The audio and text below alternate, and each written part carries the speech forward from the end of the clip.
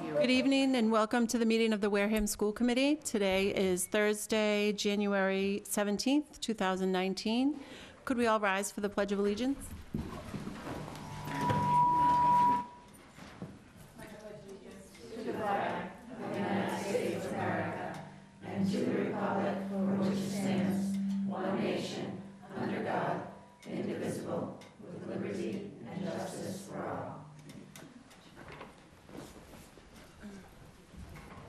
This meeting is being recorded and broadcast by WCTV, and an audio recording is being made by Mrs. Ruiz.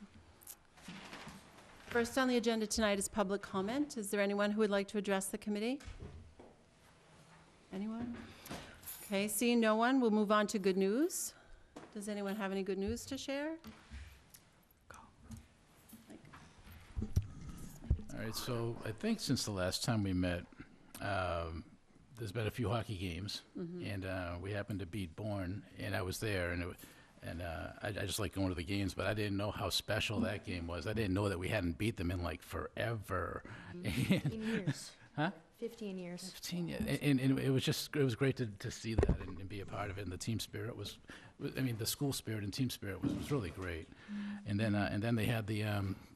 That was against Bourne, but then recently they also had their blackout cancer night, and I attended that one as well, and that one was even more. It was packed. It was. I never seen a hockey game with that many people, and they got new. It was, blackout cancer. They got new uniforms for the occasion. They were really good, and we won, and it was great. And the stands where the students were staying was really spirited, and I'd say Mr. Rumbold had his hands full that night. I saw Mr. Palladino, but he wasn't anywhere near it. Rumbold's in charge. I like that word, spirited. And also, DECA districts, we got some kids going on to states. So. Good job, Josh everybody. being one of them, so yeah, I congratulations. didn't want to say that, Yeah. but Yeah. thank you. Yeah, they did great as a group. Right. Some Thank great you. news. Thank you. Anyone else? Emily?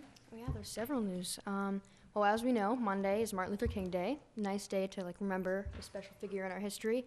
But Tuesday through Friday, midterms. So the students at Wareham High School will be using that day to study. Yay. The snowball semi-formal dance, provided by the freshmen, is actually the January 26th. I think it's based on the show that everyone's watching, Stranger Things. Has anyone heard of that? Yeah, it's from 7 to 10 and $10 at the door. I mean, you guys can't be there, but still. Fun. Okay, anyone else? Go ahead. No, you go first. Just a reminder, no school tomorrow. That's Professional Development Day.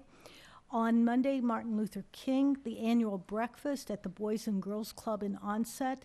The time is at 9 o'clock. The tickets at the door are $20, and the featured speaker, Eric Brito. I would like to point out in today's edition of Wareham Weekly on page 11, Fitchburg State University valedictorian and Wareham graduate Quinn Stately was interviewed, and she was asked a question: which Wareham teacher inspired her the most? And her answer was Mr. Fitzgerald, as he always approached teaching in creative and innovative ways. She also said that he called home about one assignment to share what a good job that she had done. And this is a wonderful example about how one of our many teachers have made lasting impressions on the lives of our students. So congratulations, and thank you to Mr. Fitzgerald. Cape Cod 5 announced their grants, and the grant ceremony awards was last night. Yes. So, receiving grants from Wareham, Thomas Tricker and Amy Dion in Building a Community, One Shell at a Time. Carol Welburn, Writing Readiness. Jenna Lahane and Margaret Cuppins, PBIS at Deaconess.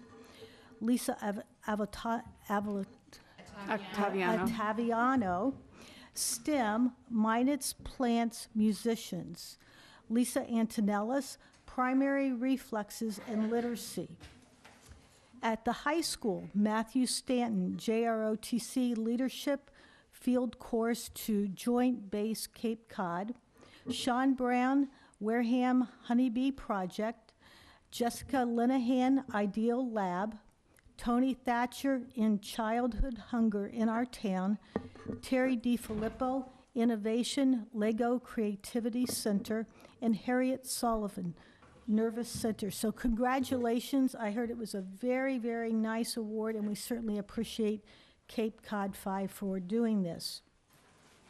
And finally, I would like to share with everyone that I received an email on Tuesday that the Department of Education and Secondary Ed has completed updating the district's ranking for the use of 2019-2020 for the purposes of determining net school spending, charter school caps for the school year, and based on the spring 2018 and 17 Next Generation MCAS scores, our district has exited the lowest 10% designation, and so we are moving up. So that's wonderful news, and congratulations to all who had a part in doing this. Thank you. Thank you. Dr. Schwam? Good evening. I just wanted to share that I just attended the middle school winter concert, and music has definitely been a struggle at the middle school for quite a few years. And for the last 2 years, we've had a teacher who teaches band and chorus and music, Caitlin Haggerty. And the place was, I would say, full. There were many, many people there to see this concert, and they were phenomenal. She did a great job. They had the chorus, they had band. She taught the audience what she teaches students in each of those subjects. Her mom was there to celebrate. Her mom's also a music teacher. But I just want to congratulate the middle school and the leadership there for supporting this work. So the high school best be ready for a very active music program. That's great news. Thank you. Emily, do you have more to share? So we'll move on to the minutes of the meeting from January 3rd, 2019. Does anyone have any questions or changes in the minutes? Okay, is there a motion to approve? Second. All those in favor? Aye. Aye. Opposed, abstained, okay. 401. Thank you. Next on the agenda is a presentation from the middle school on Project Lead the Way.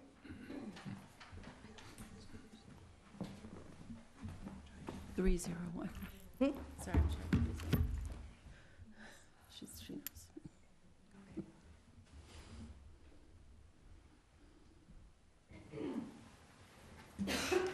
Good evening. Thanks for coming.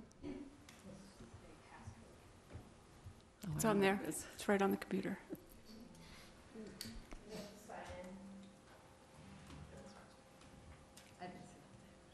It's really small.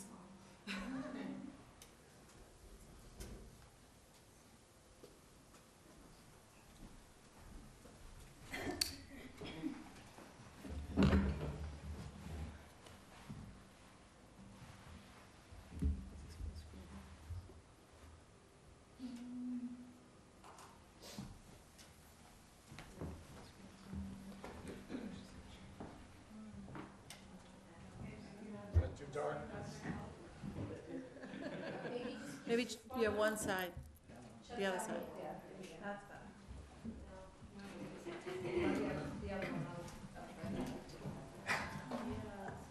It's like Chromebook.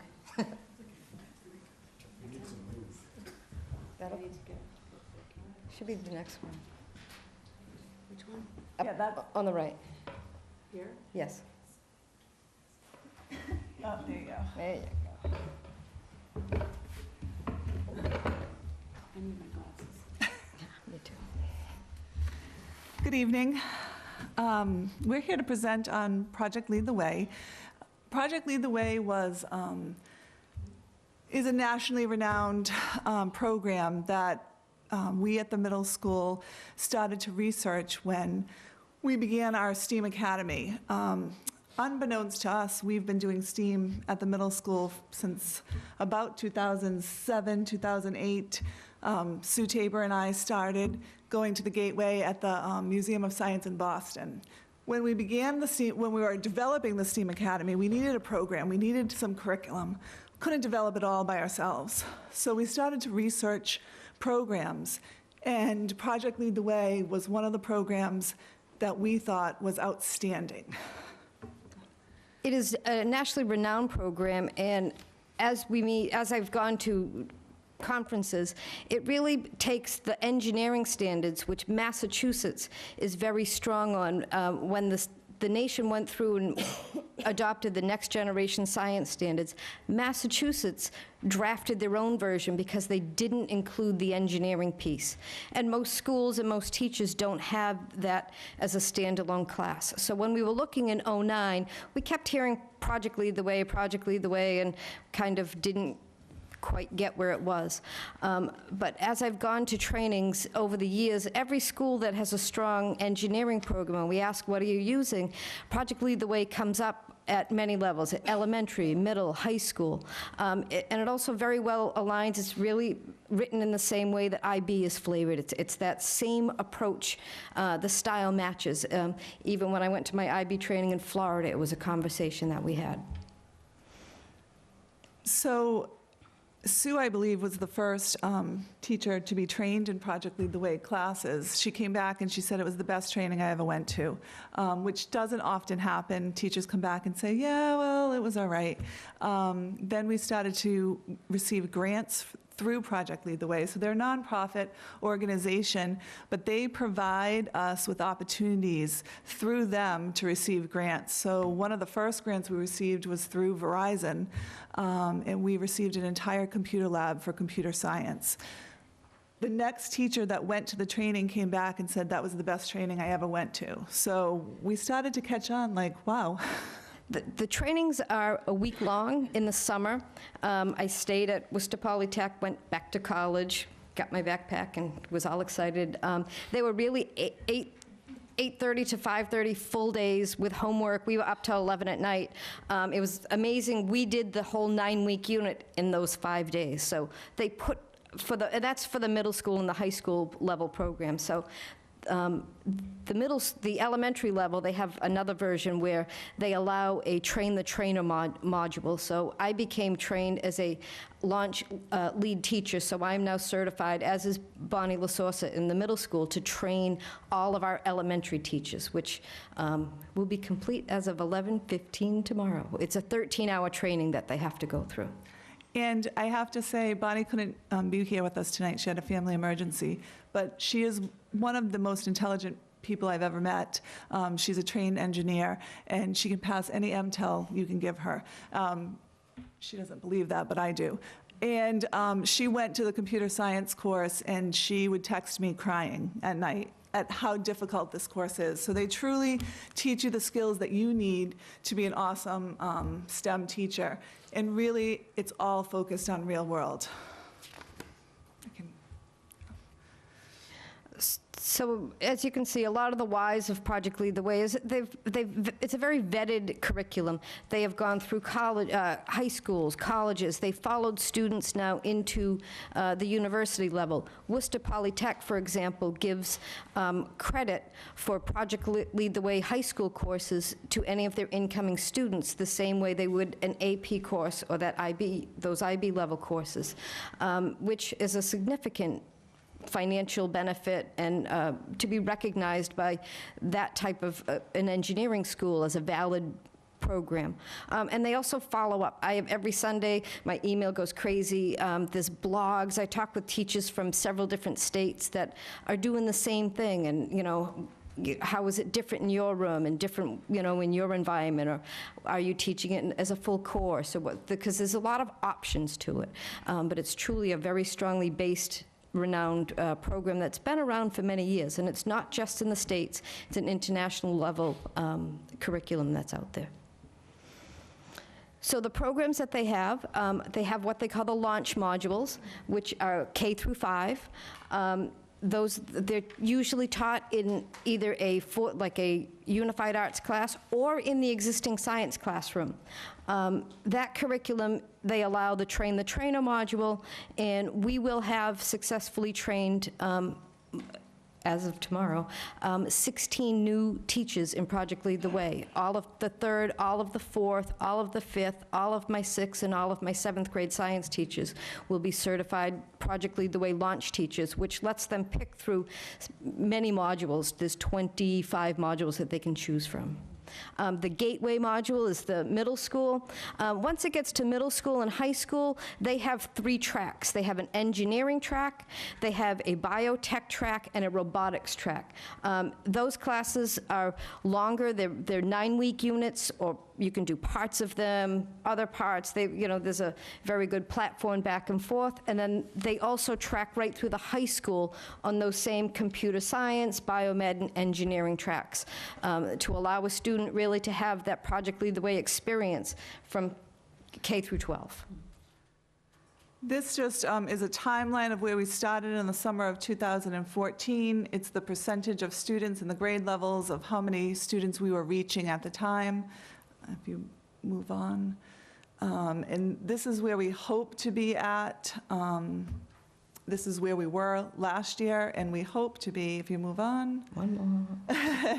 to 100% of grades 3 through 7 will receive some type of STEAM class through Project Lead the Way. So we're very excited by the end of the year to say that that will definitely be a reality. And as you can see, they align, they're not something also added on to our science, they align to our standards, and they're a hands-on way to enhance that. It doesn't replace all of your science, it's not a replacement for science curriculum, it's that extended piece of applying it to real-world applications and real-world challenges. And as I said before, we've received almost $50,000 just from working with Project Lead the Way. They do have a pretty rigorous grant process, and they follow through. They have surveys. They want to know how you spent the money. They come to view us at the middle school. They look at our implementation. And we've just received a lot to help us in that format. So their teaching philosophy, so they have several modules that are set up, and they've been vetted, and they start. So they teach what they call an APB format. It should really be an APP, but for the lack of confusion of problem, they make it a B, which was one of those things that took me a long time to figure out why is problem B. So, yeah, that was a problem. So they all start, especially at the elementary level, they all start with a literacy base. So I have, for example, this is from a kindergarten module that's called Me and My Amazing Body, and it starts out with a reading piece, so that there's a connection to where the real world comes from. And then there's always a project. There's a piece of it where, for this one in particular, they go through stations. So the young kids have. I won't make you do them, but so they have like hand bones and things that are all set up so that when you get the modules and that the kids have to formulate where the bones come together. Then the conversation about how do hands and your bones make it work, and then they do a timed. Then they have another activity where they do a timed peg with their fingers taped, and they untape them, and they talk about. There, and then they have several stations where they go through the lungs and the parts of the human body. And then that last one, that problem for that elementary module is they create a cast using common materials that we have that would protect the wrist, and it has to be light and waterproof. And the kids have that choice of materials and how would they do it, and they practice with each other. And creativity and collaboration are all part of Project Lead the Way classes. And then even with their programming, it's all partnered programming, and they always start off with what they call an unplugged activity for elementary, where they go through an activity that's not on the computer, where they go through that sequencing for things like coding and such. So here are Sorry, middle school teachers. This was the first day of our launch training, and you can see they all have their casts on, because even when I train them, I go through the whole module so they understand it. So I'm not just giving them, here's what to teach. You know, they go through it from the student's perspective. Then in the second training, they go through it from the adult perspective. What does it look like, you know, in their documents? And then the final day tomorrow is, how do we move it forward? What, you know, what modules do you think you'll try? What will you actually physically need to make that happen? And then these are student pictures. In the top left, they're doing the green architecture, which is the module that we offer our 7th graders. The robotics in the middle is one of the units our 6th graders are doing. And our 4th and 5th graders this year in STEAM class are doing a tiger lift, where they actually have to take VEX robotics pieces and build first they start with a simple machine, then a compound machine using 2 simple machines, and they have to actually move a tiger from one place to another. And it's hands-on, it's communicating, it's working, they keep logs, there's a writing piece to it also. They're very well vetted and set up structures. We went back through history to our grade 11 students and asked them about Project Lead the Way classes. This was just a few quotes from them. I loved the 5th grader who just did the unit that Ms. Tabor was talking about, and he said, I do the Project Lead the Way projects. What I am learning makes more sense. So when he does them, he's learning, he's engaged. And our 11th grader, my engineering class is the reason I am doing it now in high school, and I will go to college to make it my career. Yeah. So I do think it's making a difference. I think it's opening up many new avenues that wouldn't be opened up to our students. And we just think it's an outstanding partnership with Project Lead the Way. And we've been able to take it from what started as our STEAM Academy, which is where you saw that 50% of our kids in a grade, and I was bothered that there was other kids that weren't. So now we have the ability for all of our students at each grade to go through and continue with that learning module and those real-life applications. So it's phenomenal. It's amazing to teach. I don't even teach. I'm actually a facilitator. The students do most of it, so. Thank you. Does anyone have any questions? Mary? Oh, sorry. So first of all, I want to say it sounds like an awesome program, and I actually have heard good things, you know, from other people about it. So one of my questions is, I'm just trying to picture how it's happening in the school. So is it an elective? Is it? So right now, our STEAM class is a unified arts class, so every student has it for 45 days for one term. Okay.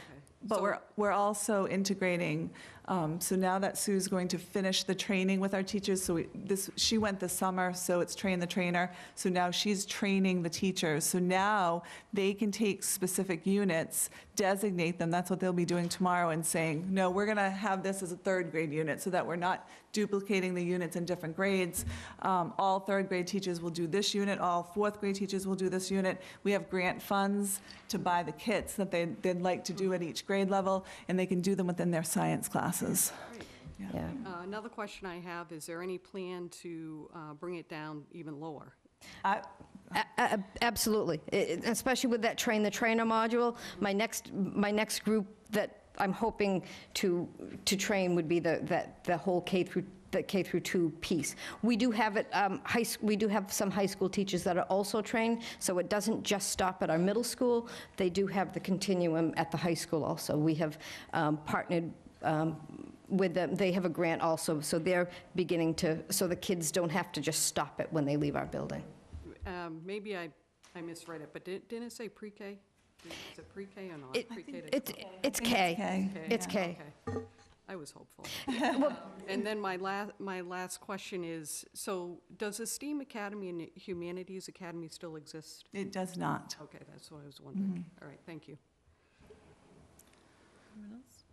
Emily? No, is this like a trend, like around us too, in other schools, or is it? I think so. It's definitely, Sandwich has a STEAM Academy. All of their whole school for middle school, 7th and 8th is a STEAM Academy.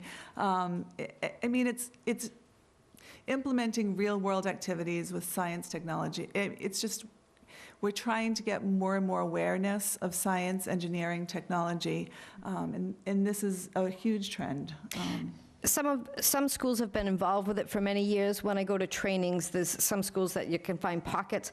Part of that is that upfront cost to start is difficult. If it wasn't for the grant, we had to purchase tablets so that when the kids in 8th grade in the computer science class are actually making apps, they had to be able to test them. You can't test them on a Chromebook. So it's that type of funding. And even as we're doing the units, there's apps that we need. So we have, I have tablets that I purchased through the grant that travel to the class that's using them. So we were able to, we got lucky with the grants that we were able to fund that. Other districts, that first upfront cost, I mean, that, I think we looked at about 60,000 in grants that, would have to come out of someone's budget, so. That's awesome. Overall, people are very impressed when they hear that Wareham uses Project Lead the Way. People like from the Department of Education or anyone asking about our curriculum, it's that high up or that level of a program that you receive great feedback. And Wareham is, I would say, pretty innovative in there, particularly for when they started looking at it. Very insightful, smart. Well, your excitement about the program is really contagious, so thank you for your effort to bring it to more students, too. And you're right, it is exciting that, although the STEAM Academy doesn't exist, that they're all getting it now, so. That's sometimes when you look forward at things, that's where we now have more kids that may not have thought that they would be interested or that have an opportunity to try it. Especially since we have younger students now. We don't have the 8th grade at the middle school. It's really just, they may just take Sue's course and be like, oh my God, I can do this for a living. And again, they're also tied to the standards, so I'm also addressing some of the science standards, so it's not something that doesn't kind of flow with everything else that we're doing. And it sounds like it's giving you the tools to make it engaging and interesting for the kids, so. Even you can't imagine the difference in a room. And we've done some really unique twists to it. So with the robotics, for example, they had to make a pull toy, a toy that when you pull had action caused another reaction. And we connected it with Martin Luther King, and then the kids had to decorate them for a peace activist, and we had a peace parade. And to see the kids pull their, with their proud pull toys coming down the hall is amazing. They kind of look like, very big little kids again, but they made them, and then, they connected it to what they were learning in the real world, so. Well, thank you very much for coming to share that tonight. Thank you. Thank you. Thank you. Thank you.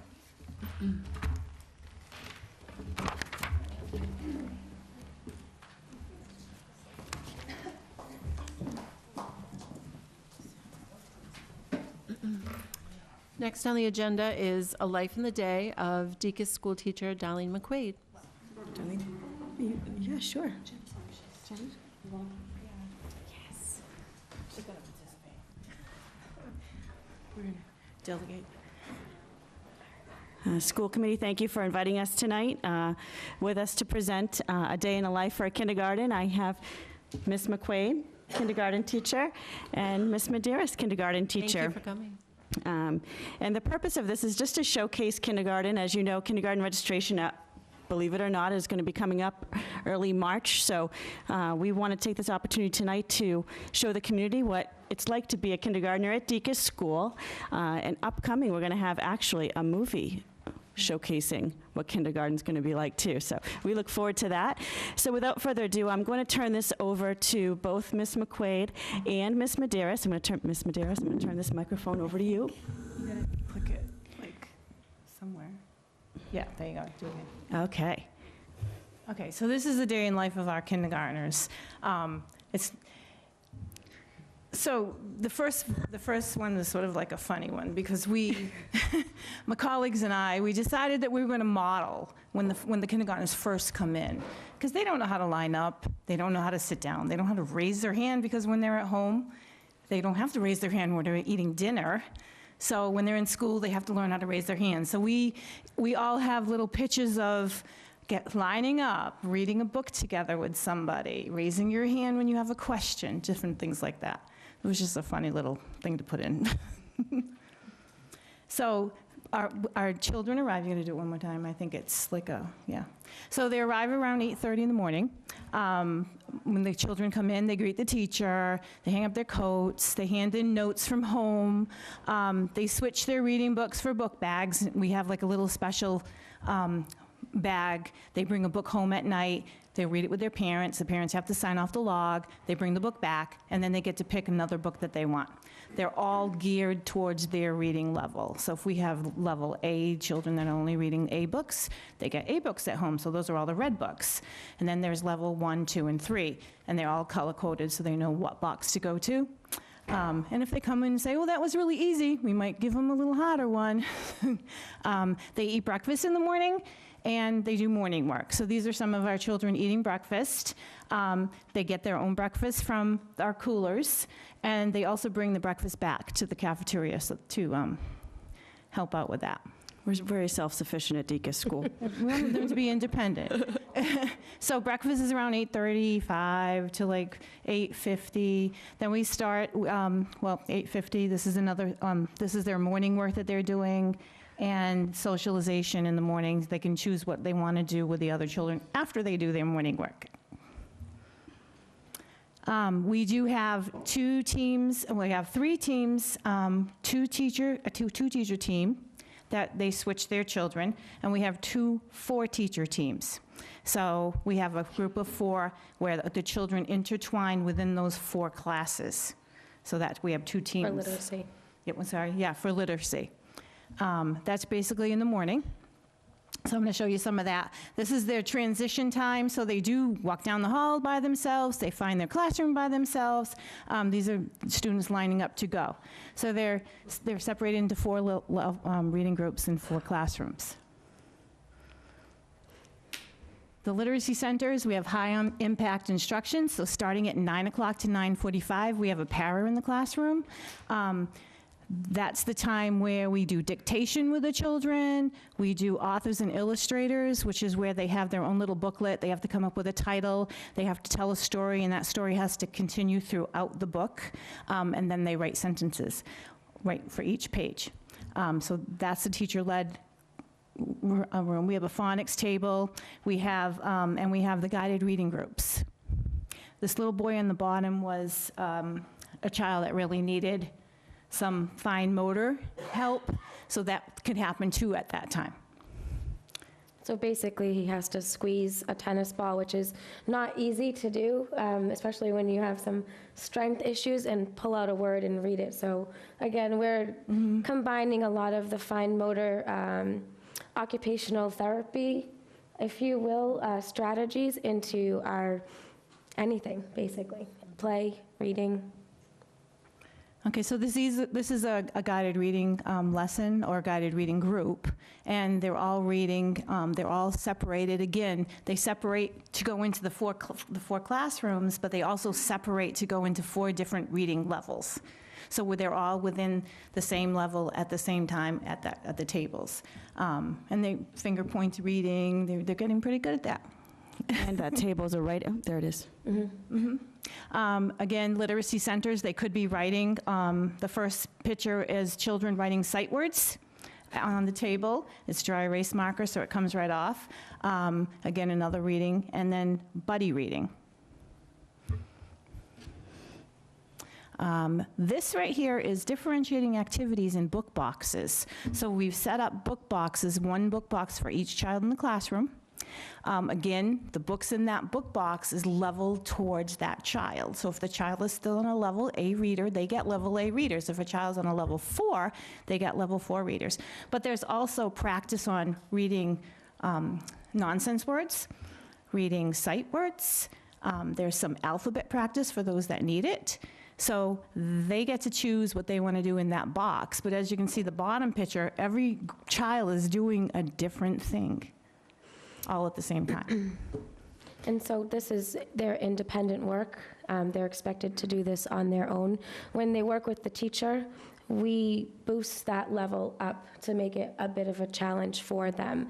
So that way they're getting that challenge when they have assistance with teachers. The book boxes are at their level, but when we're doing a guided reading group, we up that level 1. So we want them to be independent when they're doing it on their own, but when they're reading with us, we're there to guide them and help them and to get them over those humps for the next level. And they're on the next level. This is whole group instruction. So that's between 9:45 and 10:30, so it just follows right along.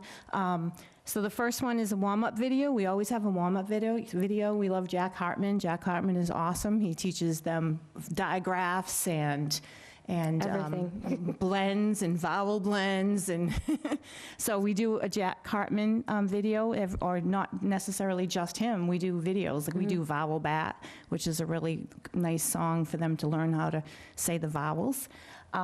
Ran-Raz is basically a group of pictures or a group of letters or numbers, and they have to follow it along like they're reading in a book. So they have to return back to the next page, and we do that. We practice that quite a bit. We mix it up because there's some that have letters and numbers, and there's some that you have to do shapes and animals, and it gets pretty tricky. You get tongue-tied after a little bit, but they can do it. This is Flash. So we have like a vowel consonant blend on the first one, the green right there, and the next slide would be glad, and they'd have to read ghoul, glad, or glow. And then we have the vowels, like the ending sounds for word families, ag, rag, and then again, there would be words following that. So it's like a minute. It's not really that long. Right, it's quick flashcard exposure type of thing every day for a few minutes just to give them that practice. Yeah. And then the last one is movement activities, and these two girls in the middle are doing the egg, which they're holding their knees up, they're lifting their head up, and they're trying to not teeter back and forth. That's strengthening their core. It's going to help them to sit up straight, to read and things like that. So we do that. We do Superman, which they lay on their stomach. They have to lift their legs up. Again, it's strengthening their core so they can write longer or sit longer. Iron Man and Bridge, there's other ones too that we do. Eye tracking activity. We have them sit looking at the video at the top. They cannot move their head. They just move their eyes, and they have to go across reading the lines. But there's also a little, we also have one that has a little ladybug, and the ladybug goes here, and then it goes here, and then it goes here, and they have to not move their head, but keep following that to strengthen their eyes.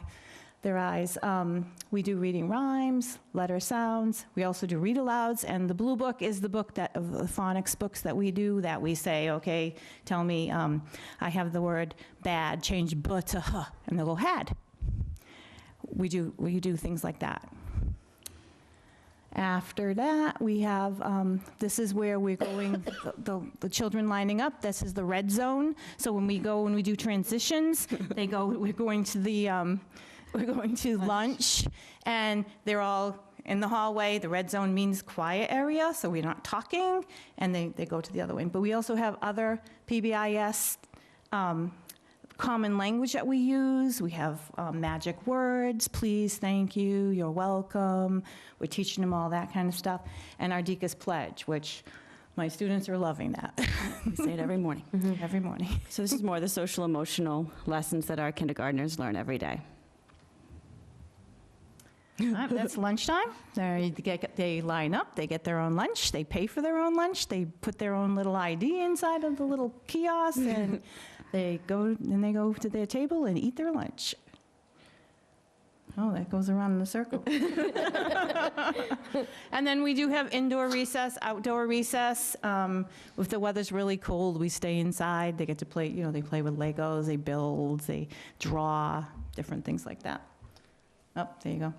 I don't know why it's doing that. This one is math, and this is just a variety of math lessons that we've done. We've done graphing with the apples. This little boy on the bottom, we're using non-standard measurements, and they're taking things that are non-standard, and they're just measuring how many links it is to that computer and how many links is it for around the head. She's measuring her head. Different measurement activities, counting. And then we do Lexia on the iPad from 12:25 to 1 o'clock. And they all get an iPad. They can log themselves in. They know their own passwords. They sit there for about 30 minutes or so, and they're doing Lexia, which On their own level. which is the literacy program. And that program tests them, and it puts them in a place where they are. And as they grow, it gets harder and harder. But if they falter, the program will bring them down one and have them redo what they were having difficulty with until they get it, and then they go back up again. Writing activities, again, we do a lot of writing activities. We write in the afternoon. These children are writing around the room. They're going around and finding sight words that are around the room or CVC words around the room, and they're finding them, writing them, drawing about them. And then we have family cell snack around 1 o'clock, and we get Veggies Are Us vegetables. That's our new fruit and Tuesday- vegetable program. Tuesdays and Thursdays. And it's usually a family style, so we have, different things that they can choose from, and they all sit together and have snack and socialize a little bit. And my rule is that they have to at least try it. Yeah. And it's very interesting to watch that. Because they get to try peppers and broccoli and lots of things that I'm sure some of them are not used to eating. Carrots and sunflower. Yeah. And then we have specialists, so we have art, music, gym, power, and drama. And every day of the week, we have a different specialist. And then at the end of the day, we do a little bit of Focus K2. We had a construction unit. They build towers. They had a challenge of taking 30 blocks and seeing how high their tower could go. They're building bridges to see how stable they could be, all kinds of different things like that. The picture on the right, they had to try to build a foundation with clay and blocks and make them stick and sturdy. And then it's dismissal. So it's a pretty full day. It's constantly moving and changing, which I think is good for them because it's not like stagnant and they're not like getting bored. These are our incentive programs: PBIS, Golden Book, we have a Golden Ticket Award, we have a Scotty Awards. We have the Golden Good Deeds. Golden Good Deeds. It goes yeah. on. Yes, it's grown and grown and grown. And then ways to communicate with parents. We went green last year, the year before. Class Dojo, that's something that I do. I don't know if you do it too. And that's a program where you can email a parent directly, and you can talk back and forth. So if the parent knows the child's going to be sick, and she can say, hey, my little boy's going to be sick today, and then we know what's going on, and we get to communicate with them. Lunch money accounts, email, Facebook page, John D. School website, district website. And that's it. Okay. Thank you. Day in the life of Kay. Very busy day, yes. Isn't it amazing how independent they are? I think that anyone would be surprised to watch our kindergartners in our school now, in 2018, 2019, to see how independent they are, what great learners they know. If they're trained, it's amazing what they can do. It's a big difference from September, where they didn't know what to do.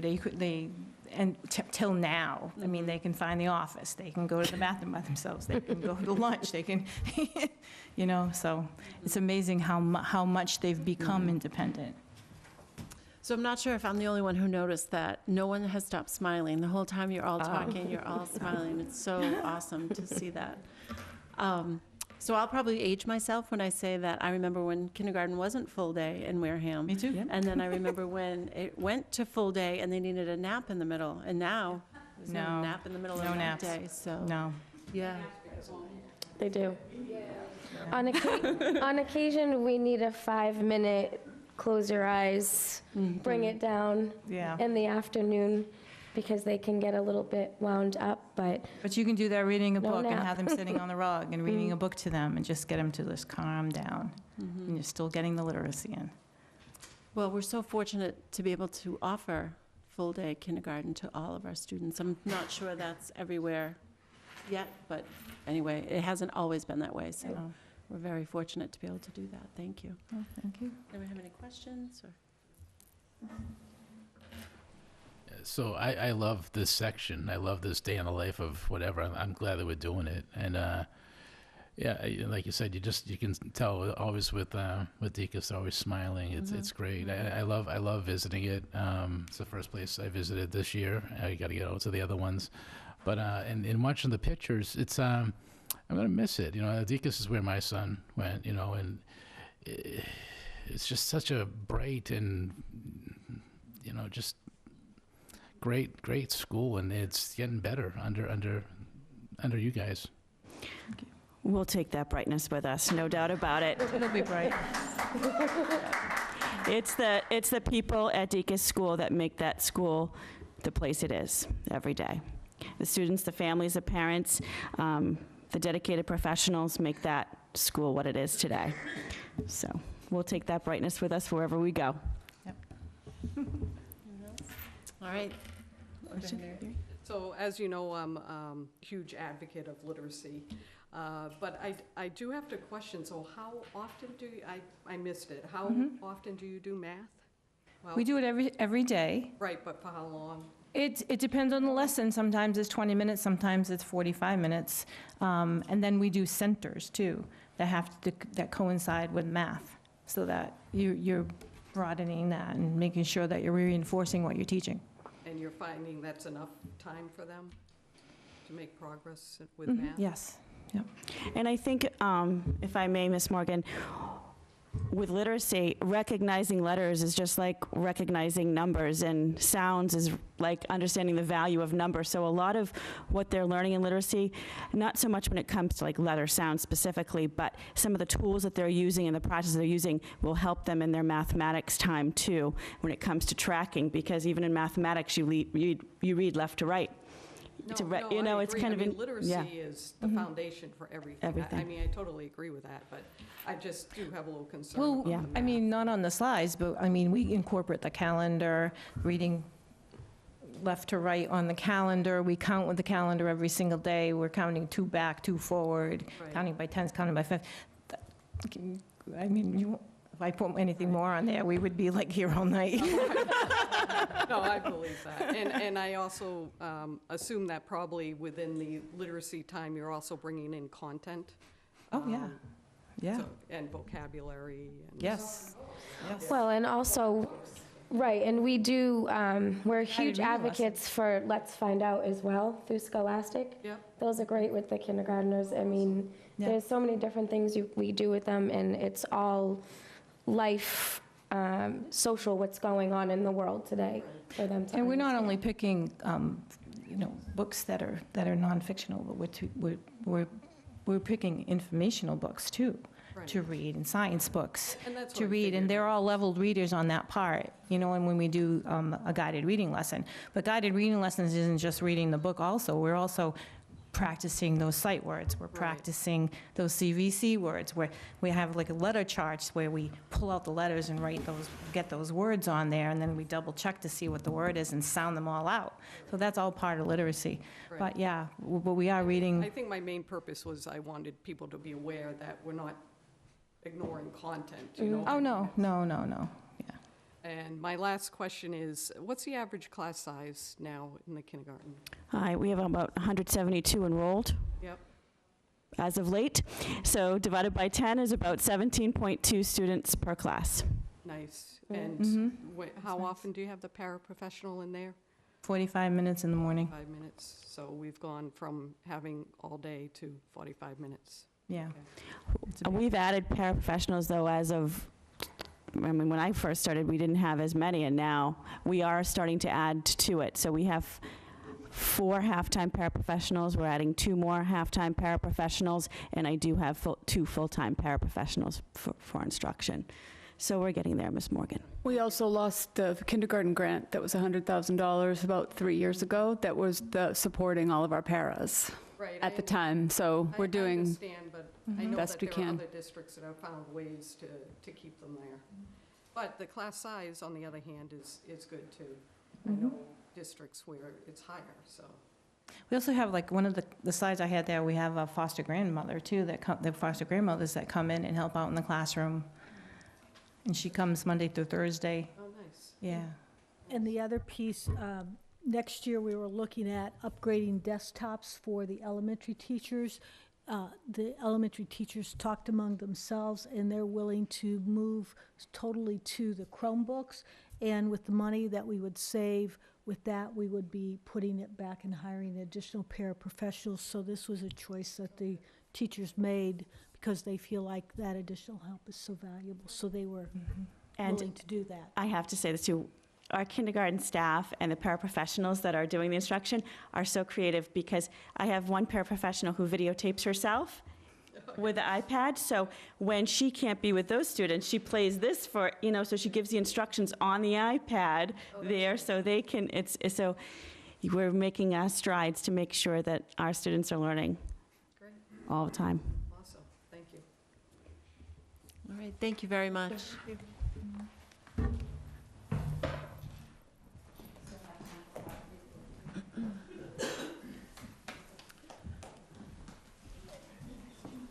Next on the agenda is a report from our new Director of Food Service.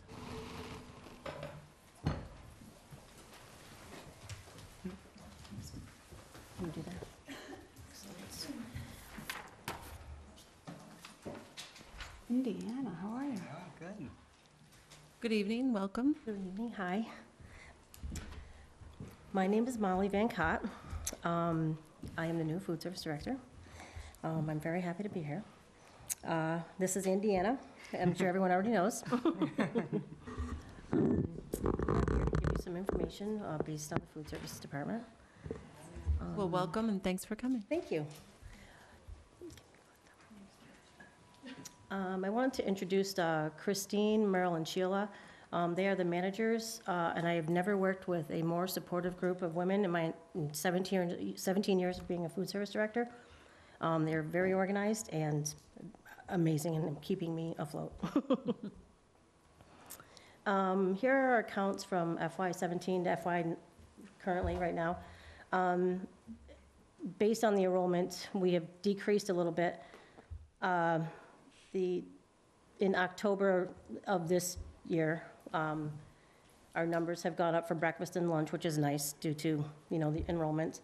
Right now, our numbers are on track for January, even being higher than it was for last year as well, so I'm kind of excited about that. Keep pushing, keep selling, ladies. This is the revenue currently. Again, it has decreased a little bit from the years before. However, again, due to enrollment, I think it's going to maintain itself hopefully by the end of the year. Could you explain to us what some of those acronyms mean? Yes, the CACFP is, I'm sorry, I can't remember. Well, FFVP is the Fresh Fruit and Vegetable Program, which is what's happening at DECUS right now. It was a $28,000 grant, and it was based on offering fresh fruits and vegetables only. And if you were going to offer a dip with it, it had to be a light ranch, and it could only be with vegetables. So there couldn't be any like a yogurt dip for the fruit. Sheila has done a fantastic job with that. It's a lot of work. SL is school lunch. SFSP is summer foods service program, I think. I can't remember all the exact things.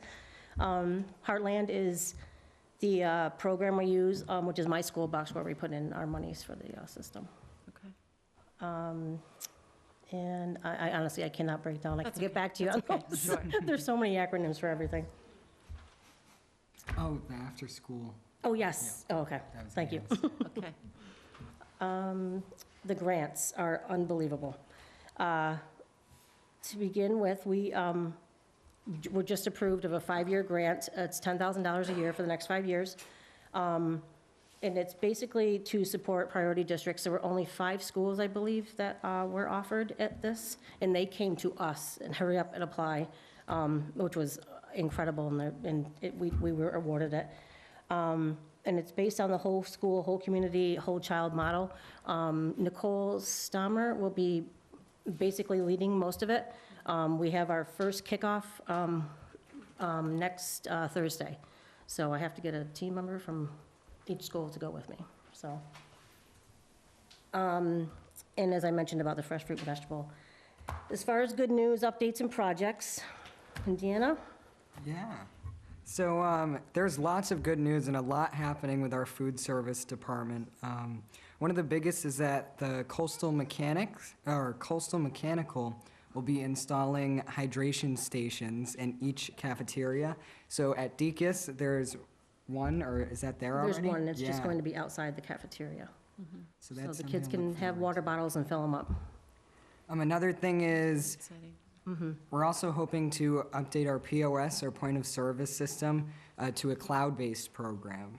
So, We're researching 3 different companies right now. Mosaic seems to be the winner, so hopefully their pricing works out for us.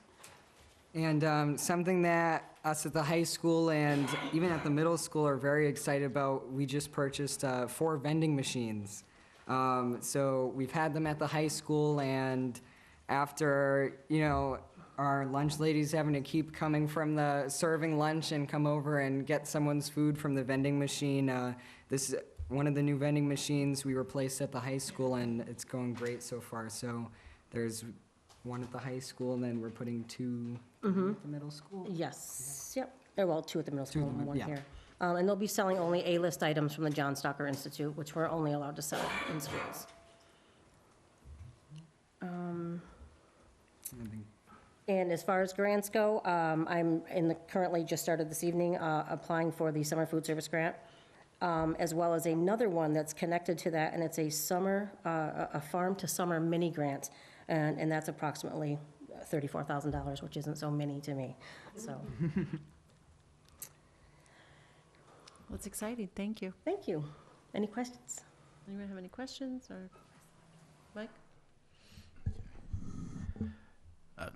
Thank you. That's a nice presentation. Are all the cafeteria employees this year full-time now? They are, yes. And is that a good thing? It's an amazing thing. Okay, because I know there was some anxiety at the beginning of the year, but I guess that all worked itself out. Yes. Yeah, that's great. That's real good. Are we still doing the hydroponics and that stuff? We are, yes. What happened was, everything was growing, and something happened with one of the machines, and everything died at the high school. We were having some problems getting the things to the needs to the middle school, and Merle, last I knew, has been in contact, and the stuff will be coming, I believe, next week. Yeah, I was surprised. I went on a tour with Miss Chandler and looked at the caf, and I was surprised to see the little fresh salads. I mean, they looked as good as you'd get anywhere. That was pretty impressive. I know, I'm Yeah. very proud of it. Yeah. Thank you. Thank you. I just was curious, so I know that one of the projects that the food service department did at the high school was replace the furniture in the cafeteria, which is great. So are there any other projects that you have in mind? I do, yes. At the high school, the entire serving line needs to be replaced. We need to update it a little bit more. I've been meeting with Christine. We had the Kittredge Equipment Company come in the other day, and we're trying to offer more choices where it frees up the staff a little bit more as well, as in like a sandwich slide to keep sandwiches hot, and the kids can kind of self-serve them themselves.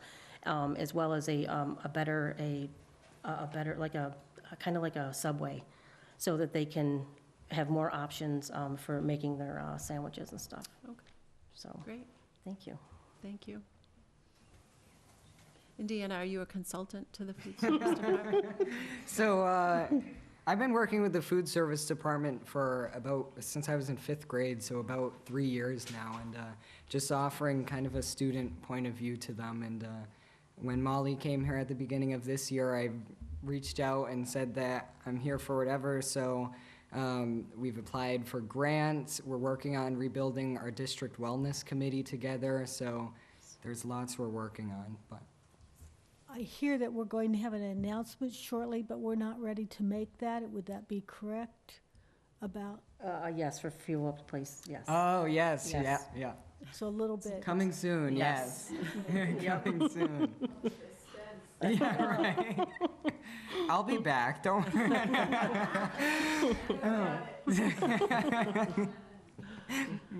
All right, well, thank you very much. All right, thank you.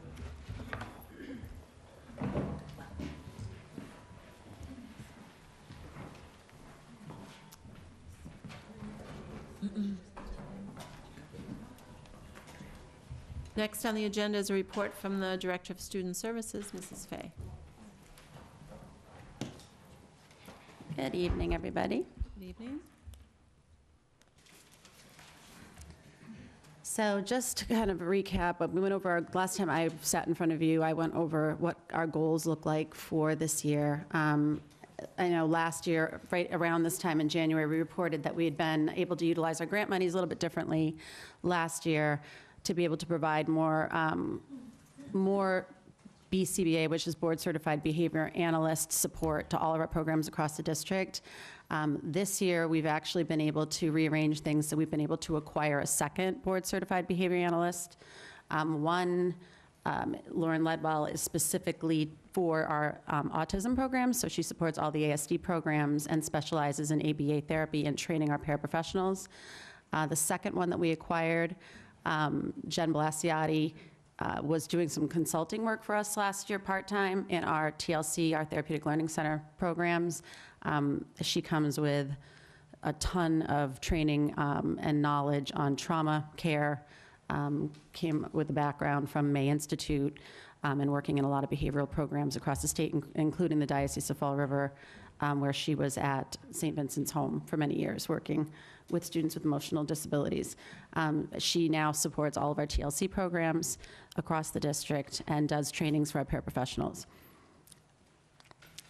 So we continue to focus on Therapeutic Learning Center and the social emotional learning piece. We have had some great training opportunities this year. We have a couple more coming up for our teachers. We, again, have about 80% of our students right now who are placed in out-of-district programs are identified as having an emotional disability. So we just continue to focus on fine-tuning our programs. We've come a really long way over the past year and a half, getting really solid training and support with our paraprofessional staff in those programs. Two of my paraprofessionals who went through the Registered Behavior Tech program, which we funded last year through a grant, are actually sitting for the national test within the next couple of months, which is very exciting. So we'll have one, I believe, one middle school and one high school paraprofessional, and we're really encouraging the rest of the people that participated in that program to sit for their test as well. We have also, trying to think, we did hire a behavior intervention specialist to consult with the TLC program at Wareham High School. It was a very strong hire. Mr. Palladino brought in from, I believe, Cape Cod Collaborative. And the people at Cape Cod Collaborative were not very happy that we took her, but she's very talented, and she's really turning that program around and making it much stronger than it has been. We still continue training both our TLC paraprofessionals and registered behavior technician training, and the ABA training for all of our paraprofessionals in our autism programs is ongoing throughout the year. We also have, go back. We also have one additional mental health community partnership that we recently acquired. They did present today at a joint meeting between our school psychologist and our team chairs and our social workers. And they actually do a kind of a different service than what Gosnold currently does for us, where Gosnold comes in and does the counseling services in our schools. Southeast Family Services actually does a lot of wraparound home services, so they'll set up family counseling. They'll go into the house to support behavior. They'll set people up with therapeutic mentors, and we're also in the process of working with them on a very large grant, a partnership between Wareham and South Coast, or Southeast, to the tune of about $180,000 that we're very hopeful that we get. That will be a 5-year grant, and it will be able to provide a myriad of services, mental health services and support services, both in the home and in school. So that's a very exciting thing for us. So these added supports that we've been able to put in have helped us create positive outcomes for a lot of our students with emotional disabilities and trauma histories. It's provided programming that is finally letting us not have to rely solely on sending children to out-of-district placements by building strong programming within that mimics what is being offered by a lot of the collaboratives. So we're finding our numbers going down and not having to rely as heavily on outplacing students, which is very exciting, and we hope to build on that opportunity and build on those programs continuously. We've also created opportunities for our students who are currently placed out to return to solid programs that are actually functioning and supporting students to be successful accessing the curriculum in their general ed setting. And then a couple of announcements. Best Buddies has had a float in the Wareham Village Association Christmas Parade in December. And they also just celebrated their 6th annual holiday party, which was very well attended, and Mark Anthony's donated the food and the soda for that event. And they also held a treat and trivia event. It actually just happened today after school. That was well attended. They continue to have meetings of the Best Buddies after school. And, oh my gosh, Megan Kashner is the one who runs that program at the high school. So if anybody wants to contact her for information, they have a very large club. It's one of the largest I've ever seen in any district I've ever worked in. And it's kind of nice if you get a chance to go there around lunchtime. The general ed students kind of float in and out of the program and socialize and have lunch with the students, and it's a really nice thing to see. Oh, and they're also working with the school store. And they are having an upcoming bowling night, and as soon as I get details on that, I will share that, but we don't know exactly when that's going to be yet. And that's about it. Any questions? Thank you. Does anyone have any questions? Laurie? You said the additional mental health partnership. So how is it identified who? Is it like an IEP? How is it identified who? Right, so that is a partnership that we created that is for anybody. So basically, they came in and did a presentation today to kind of walk us through the referral process. So we have, every school has literature, and there's different facets of the program. So they have a drug and alcohol support, they have parenting groups, they have grandparent raising, just the same kind of things that we have here, but kind of more spread out in the community and in the area. They have like regional. And then they also have a referral form that can be filled out by anybody. It can be filled out by a teacher, a parent, a caregiver, anyone who wants to fill it out, and then they meet with the family. And the great thing about them is we provide them space to be able to come in and meet if it's during the school day, but they work with the families through whatever insurance that they have. So it's like a fee for service. So they're available solely to us, but everything is done through the insurance. So it works out really well. And they help a lot of people walk through the process, which can be kind of complicated. And a lot of parents don't access that, or caregivers don't access it because they might not understand how to go about getting the services. So they really kind of hold your hand and walk you through the whole process. You're welcome. Yes, Mary?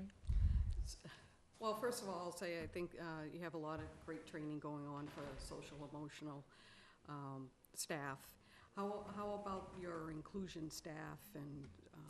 So we have training. I mean, right now I'm really hyper-focused on our programs right now because we have a lot of students struggling that I want to make sure that we have all the supports in place and all the training in place for the staff. We're pretty strong in our inclusion programs, so it's not something that, and that we had a training for 2 years that happened that year that I came in. The 2 years prior to that, there was already training in place for them.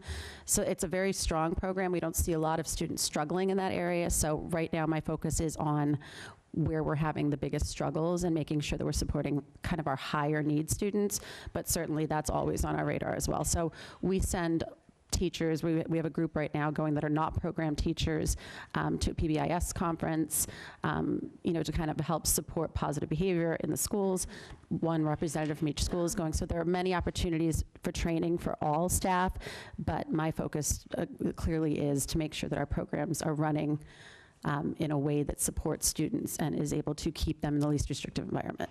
Right, and I mean, one of the things too is, giving the inclusion teachers that training for the behavior side too, so you prevent kids going into absolutely programs as well. So going back to the partnership, so it's not a Mass Health only situation? No, it can be any insurance that the parent has, and they help walk you through the whole process. Good. Yeah. Awesome. And then my last question is, just off the top of your head, how many students do you think we've sent out of district this year? On permanent placement or for 8-week evals? For both.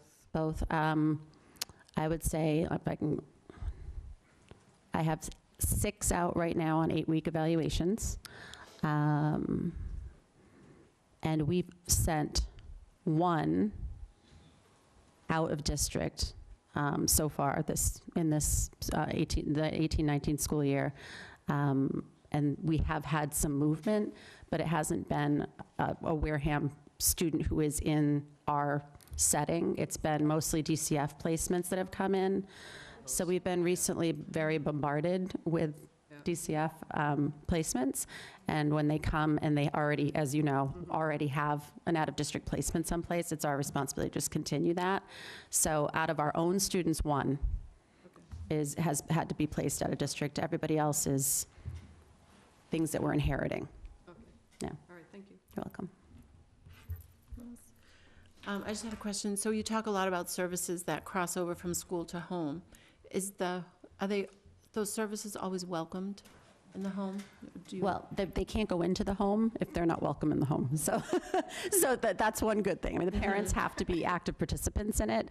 The agencies won't even entertain it if the parents aren't on board. So, what I like about it is the parents can come to school and get those services. The parents can have those services in public forums, public places. They can come to trainings, or they can have them in their home. So it's just one out of several options. Some of the options, like a therapeutic mentor, might just come and pick the child up and take them on, to go to an event, or take them to go to a movie or to go bowling, just to get them out of the home and out into, learning how to participate in the greater community, where they might not have that opportunity. So it's not always people in your home, because that sometimes can be intrusive, and a lot of people don't like that. But there are a lot of people that are really eager to have people come into their home and help them learn strategies on how to have their children be successful at home and then be successful in school. Yeah. Yeah. Yeah, Yeah. well, good. And it's a lot of it is very simple things like routines, going to bed routines, getting up in the morning and getting on the school bus routines that kind of need people just kind of help walk them through those things. Sometimes it's a little bit more serious behaviors or things that they're seeing in the home, but a lot of it is really just kind of that family support and helping them understand how to set up systems in the house that create success for students. So. Well, I'm just happy to hear that there are different ways to deliver it based on the needs of the family, so. Okay, thank you. You're welcome.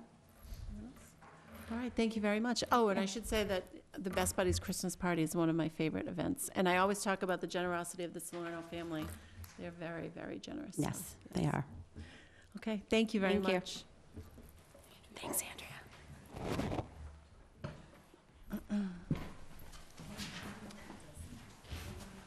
So next on the agenda is a discussion about social promotion. This was requested by Mike Flaherty, and so the superintendent and the assistant superintendent will present, and then we'll have a discussion.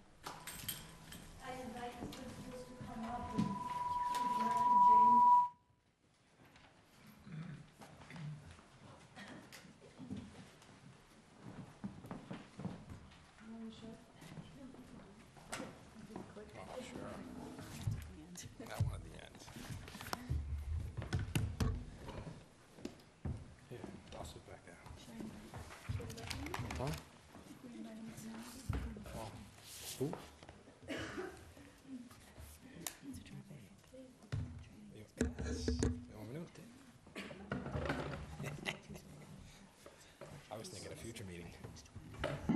Give him a Viking award. So we, every year we share information with the committee about retentions.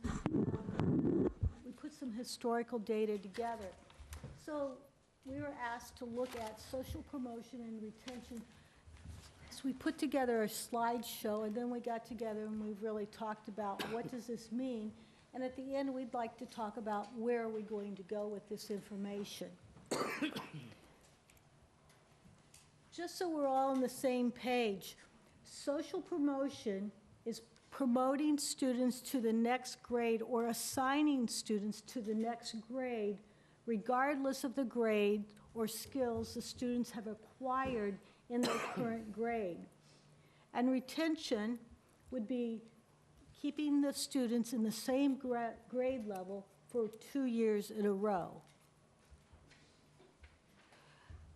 So when we begin to look at it, going into it, social promotion really began as a fix to retention back in the 30s, because even at that point in education, retention was a problem. What they found, students were passing without acquiring the skill levels.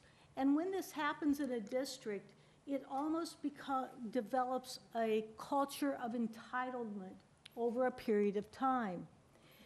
As the students aren't prepared with their mastery of skills, so as they move forward, you see the gaps growing and growing.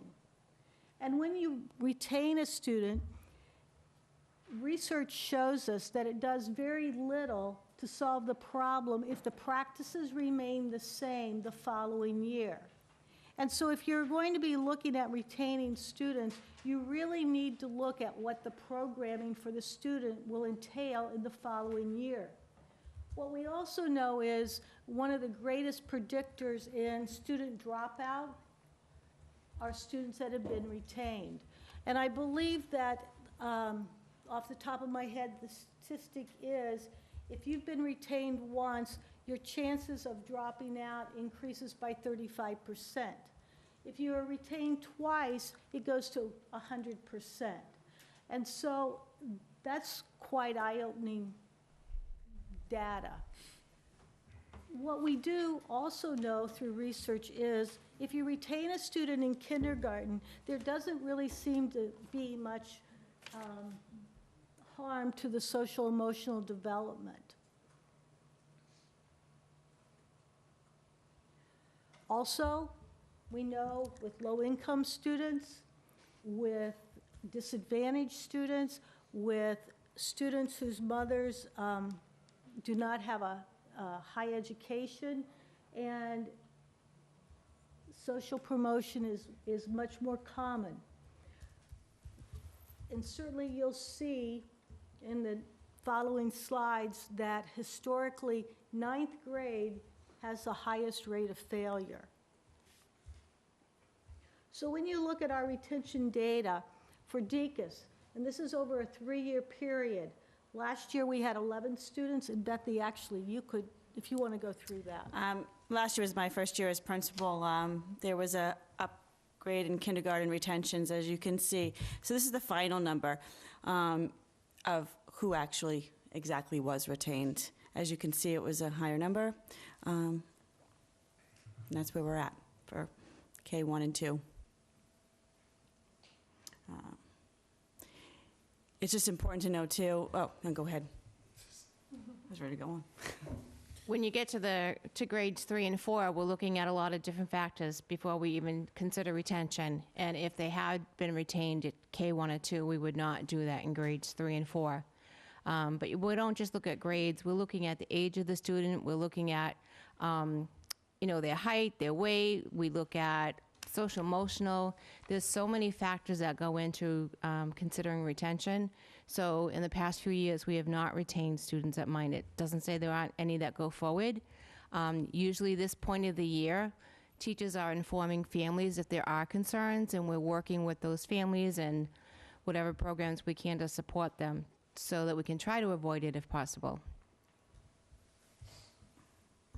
And at the middle school in 7th and 8th grade, for many years now, we've been lucky enough that Beyond School Time has obtained grants that Jane can speak more to, but they've focused on preventing the dropout rate. So in 7th and 8th grade, Jane has provided programming for students that have failed and that we are very concerned about, and they went through Jane's program.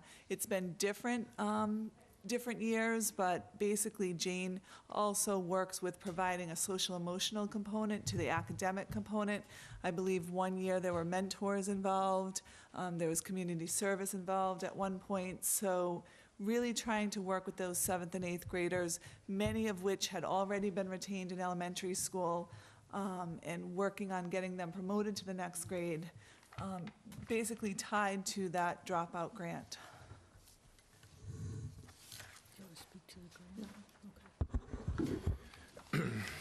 And at the high school, as you can see, we have lowered the number of retentions in grade 9, and a lot of that has to do with the programming.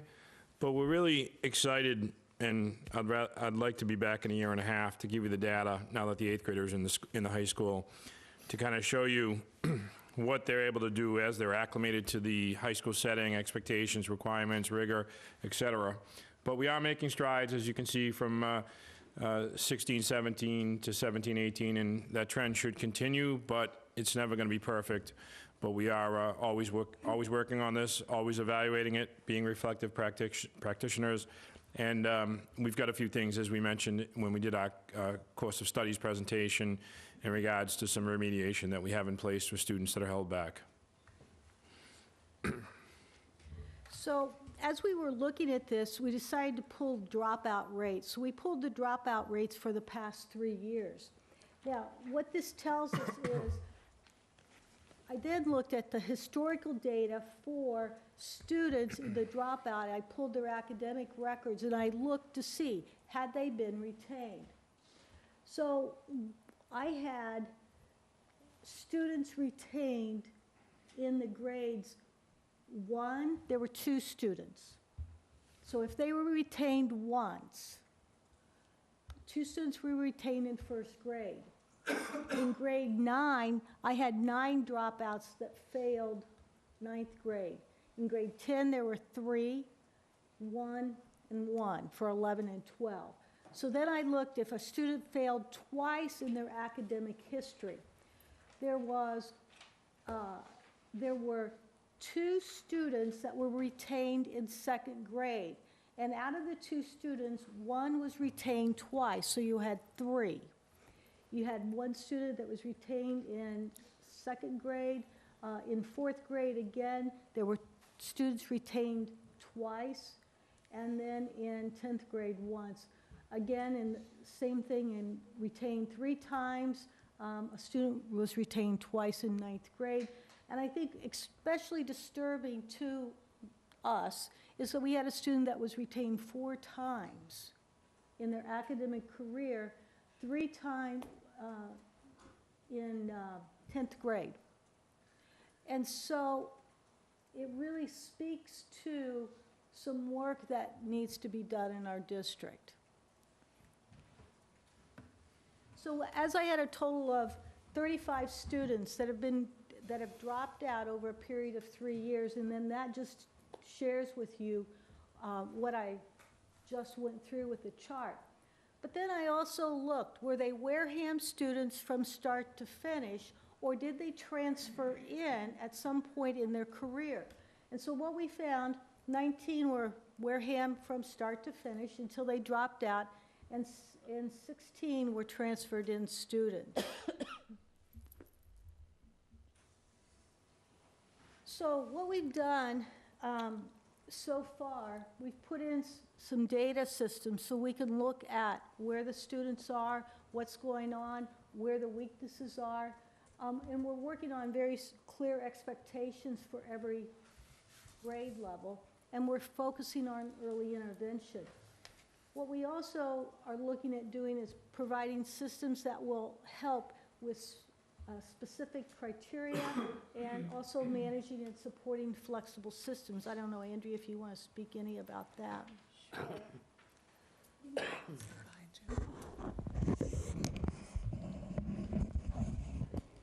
So one of the, this is so weird.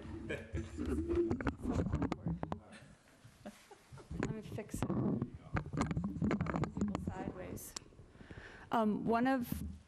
What we do know is that if we don't fix the problems in early education, grades K and 1 specifically,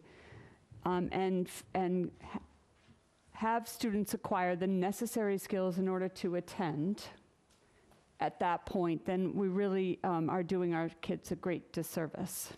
So the problem with that is if we put too strict a criteria on a student, I'll give you an example. So by the beginning of first grade, a student needs to be at a DRA 6, which is how we measure reading, right? Some students may be at a DRA 4, for example, and if we kept that criteria very strict, we would say you need to stay back. But developmentally, they may get to a 6 pretty quickly in November or October, right? And so what we need to be very careful is, number one, we don't do harm, and we are able to take those elements into consideration as we're looking at the criteria and making decisions on how to move kids.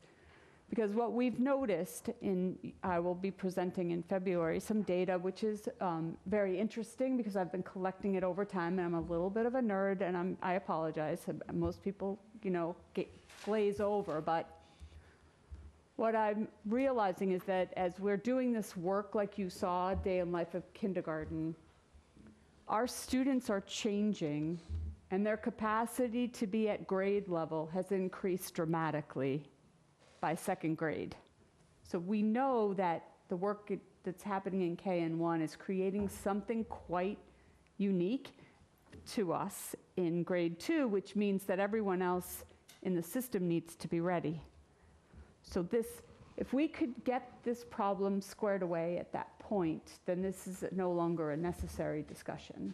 Because if you retain students when they're older, there are so many negative connotations to what that can do to them for the rest of their life in school that it can cause more harm than it does good. And that's our big concern, obviously. So what we really are looking at doing is to have a discussion with the committee, but also have a larger discussion with our faculty and staff, because this is something that we all need to address together. Financially, we need the committee behind this project to be able to say, yes, it's important, we're going to commit X amount of dollars, because we have to be able to provide interventions, and interventions cost money. We need to be able to have summer programming. We need to be able to address the social-emotional pieces. But more importantly, we need to be able to meet the student at where they're at and to provide them the skills they need. So this is not a one-stop conversation. This needs to be an ongoing conversation and something that all of us have involved our staffs with. We need to have your participation and your support along with this, because our kids need the help. It is an absolute travesty to see that we retained a student 4 times. That simply can't happen. We need to be able to look at where our students are at, to provide them with the support they need, and then follow through. And so if you have questions, if you have suggestions, happy to answer them. And then we can talk about what the next steps would be. So Mike, why don't you start? You requested this discussion. Thank you for putting this together. Regarding this year's current data, do you have it all in one slide, a report with all in one slide? No, I probably don't. I had it divided up. I have a PDF, could she print the one slide on the screen? Yep. Yeah. Which slide? I guess all of everybody's data. I'm sorry, I'm not. No, I divided it up onto different slides. It's not on the slide. But he wants it on. He has it to show. Oh.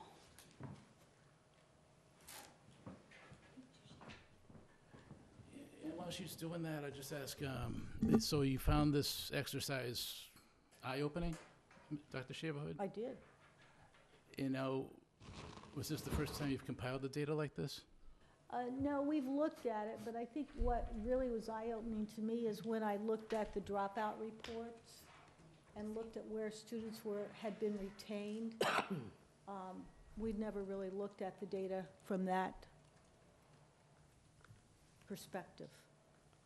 And again, while she's getting that, Dr. Schwamm, when you open that folder, it'll be the one that's labeled, I think, 1718, the PDF. Here? Oh, it's a PDF or an Excel? It's a PDF.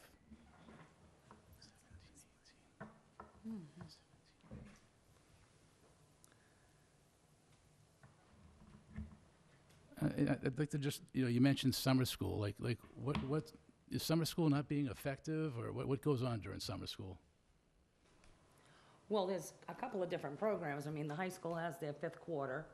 We also have the 21st century summer programming, which is academic/enrichment. Middle school, over the last few years, they've had mandatory summer school that the students have to pay for. So there are different programming, but not enough funds, of course, more funds. When we started looking at several years ago, there were several middle school students that certainly were struggling. And so we found some funds to help offset the cost of middle school students. Paid a little bit, the district paid the rest. We also then looked at the reading from kindergarten a couple of years ago, and we found students that were struggling for the past 2 years. Then we've had our students that had not met a certain benchmark in the reading program. They attended summer school and certainly have seen Seeing growth there, improvement there. So this isn't something that we've just not addressed. We just haven't. We need to do a better job addressing it. Can I ask a question while Mike's creating his own thing here? About a clarifying question. On the historical data, the dropout for the 3 years. So for first grade, 5 kids dropped out in first grade? No. That was just, I'm like, is that possible? A dropout at some point in their career when they dropped okay, out, thank you. they failed. They were retained in Perfect. first grade. Yeah. I asked the same question Yeah. earlier, Laurie. I'm like, is that even possible? Yeah, I did ask. No.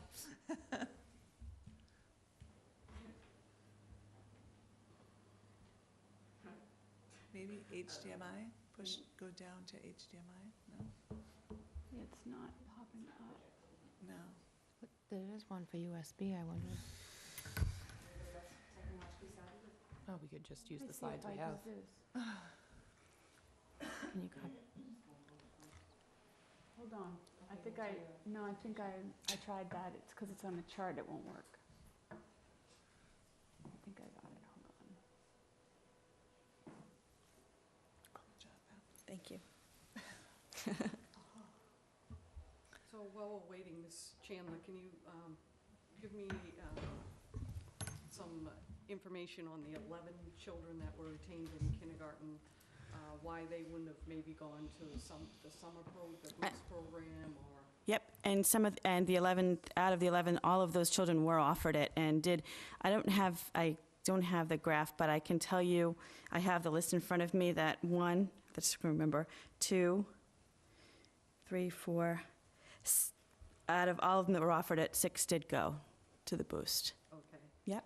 And the 6 that went, so then they go into first? We test them, so we test them at the beginning, fast test them at the beginning and at the end, and I looked at their absences and I looked at their scores, and if I didn't see the growth and the boost teachers didn't see the growth, we did continue to retain them. And the ones that are now retained in kindergarten, do we have some sort of intervention that's being given to them? Yep, so what I just did is I compiled, we have our 5 priority groups, so students are in red, orange, yellow, green, blue, so they are working in their priority, getting the interventions that they need based on their FAST and DRA results. I am keeping track of my 11 students, and I am happy to announce that 8 of them are showing excellent growth, and my teacher commentary is, I asked all the teachers of exactly how they're doing, because I want to make sure that they're making the growth necessary. What sort of interventions are they using? Well, we have the consultant we work with, Ms. Thurston, so we look at if they're in a red priority or yellow priority, there are different interventions based on those priorities. So there are different interventions based on what they need, from sight words to... So there's no specific program, it's just going off of, like... It's the intervention that's geared towards that particular group. So, Right. So it's the quick phonetic training, it's a video, so for those lower students, it's very regimented. But then there's also, for the higher levels, there's more of the guided reading, and so it's just developmentally, but they can move out of each group depending on where they're tested at by the teachers. I'm still a little confused because I'm used to hearing like, okay, they're doing lively letters, or they're doing foundations, or they're doing... And they do. And they do. Oh, Yeah, they do all the that's foundations. It's all part of it, and it's all geared to it, and the movement activities for the lower level students may be, it's specifically designed for them as opposed to another group that's a higher level group. So I think it would become really clear if you went and saw it in action. It's pretty dynamic. Yeah. And one other question I had, a few years back, that's all right. A few years back, I know, and I'm seeing it come back in some districts, is especially, I think, beneficial for certain populations, is the looping idea. Have we thought about that? I'm having discussions. I'm thinking, because we're doing so many priorities, and Mary, what I'm really looking at too is my students that are in the blue and purple. I have kindergartners that are at DRA 14. And so I am looking very carefully at, right now, Deacon's School is set up very grade K's here, grade 1's there, but I am having discussions about thinking vertically, a lot of vertical. We're having an in-service tomorrow where my priorities are meeting in vertical teams by grades. So to share their priorities and so if my purple group and blue groups are meeting with each other, different grades. So yes, there's conversations in action. I know that it has been found to be especially beneficial for children that are at risk, so the teacher knows exactly where they were the last year. Yes. Not all over. Yep. And so it's a continuation of... Yep. And as a matter of fact, I have a few, I think about 3 retainees, I would have to say, that stayed with their teacher. Awesome. So it just has to be, the relationship has to be right. Right, exactly. Yeah. I mean, of course, you're going to have cases where it's just not a good fit. So, no, I just had a question for Ms. Chandler. Do you see any correlation between birth date, age when they come into kindergarten, or whether or not they attended our preschool? Well, I have the data for the preschool. I look forward to sharing it with you. There's a huge correlation with preschool. Okay. Especially specifically full-time preschool.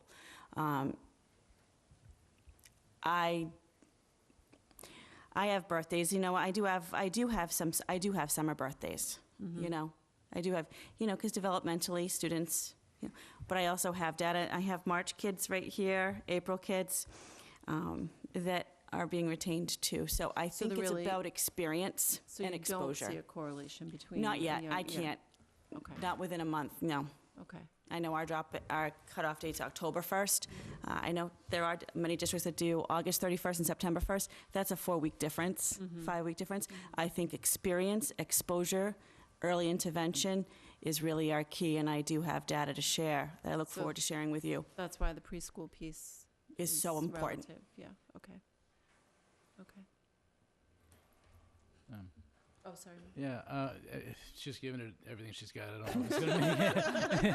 I'm not giving up. All right. But I hope it we can get it because. I'm trying. Because, I mean, the slide's titled WPS retention data, but frankly, I think this slide should be titled, why we succeed where we do and why we fail where we do. When you look at this, Where is this data from? this is from you, well, I don't say you, but from Okay. someone, someone in the central office. So I commend Ms. Chandler for, recognizing that need early on, catching those kids early. It's not surprising to me that it changed dramatically when there was the leadership change there, when you did start as a principal there and you took some action, and I commend you for that. Now, when you go grades 3 through 8, how many students would you say roughly that is in the district right now?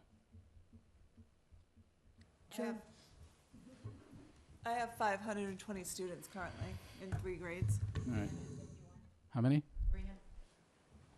351. About How many 800, eighth? 900 students? How many eighth? What? No, just go Eighth, you said eighth. Okay, 3 through 8. 3 through 8, I guess that would, Includes Scott's eighth graders. yeah, okay. So how many total? About 1,000? Right. Probably. So in that time, this year, about 1,000 students, one kid was retained. One. Now, I'm going to channel my inner Mr. Sweat here. Now, I know when we look at the MCAS data and such, and we look at the results, and you say that, if you have these, if the results are what they are, then statistically speaking, you got to expect, that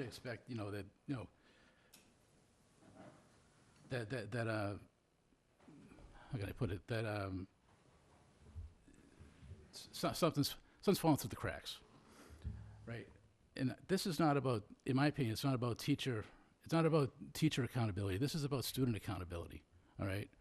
And you've got that many students, statistically speaking, you're going to expect a handful of kids that need to be retained, kids that haven't learned the material. I mean, you do your best, but a handful of kids are not going to learn the material.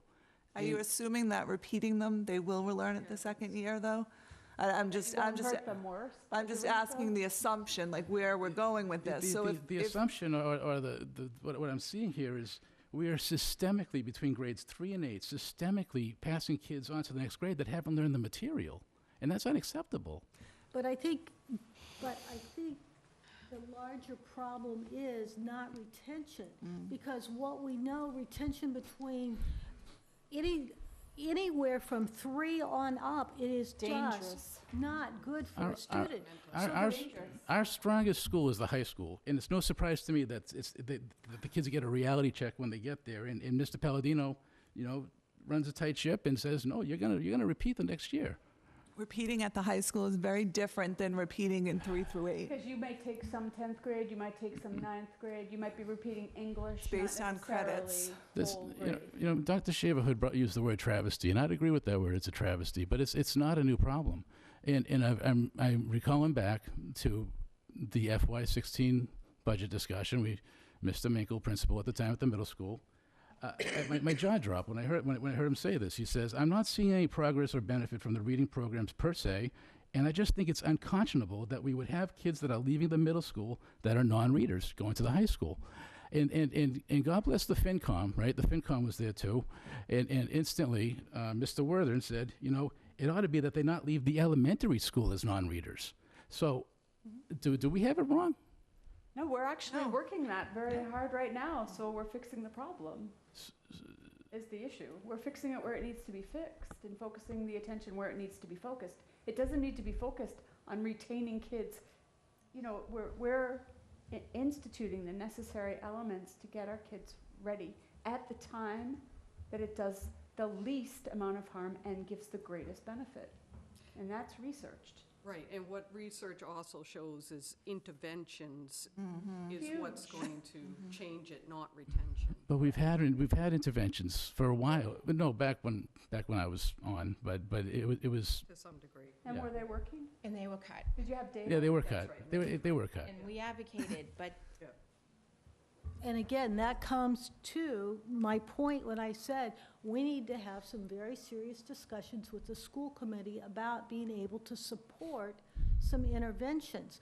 We don't, if we're going to be making choices about how do we best help our students, something has to give. We just don't have enough money to go around every place and continue to add interventions and to support our students. So if that's a priority that we're going to make for the district, then we have to have those kind of discussions about where are we going to fund these services to help our students.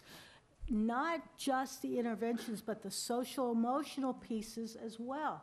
Many of our students come to us with trauma, with other factors that influence how they learn and how they sit with us every single day. I could have the best teacher in the whole wide world, and they might not be able to reach a student because of what has happened to that student. So if I don't have something that reaches the whole child and addresses the whole child, we're not going to make progress or effective progress for that student.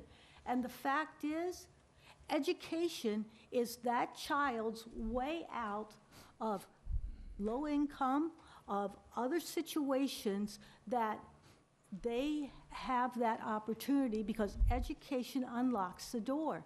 And it's up to us to provide that to them. And that's why I'm so passionate about it. I mean, we're talking about lives here and livelihoods, you know, when they grow up. What do you think what do you think we're doing? I mean, I guess that's the question. There's, you know, when kindergarten walks into this Tadika school, you're talking 100 kids that are below the norm, but no, that they don't have 5,000 words in their vocabulary, which is necessary when they enter kindergarten. They don't have they don't know their letter sounds. They don't have their letters. They don't know their numbers. They don't know how to pick up a book and read from left to right. They don't know what a book is. You're talking about kids that we have to take from where they come in, and we're doing it. They're working and making it happen, and that's key, because once those skills are part of who they are, they carry them for the rest of their lives.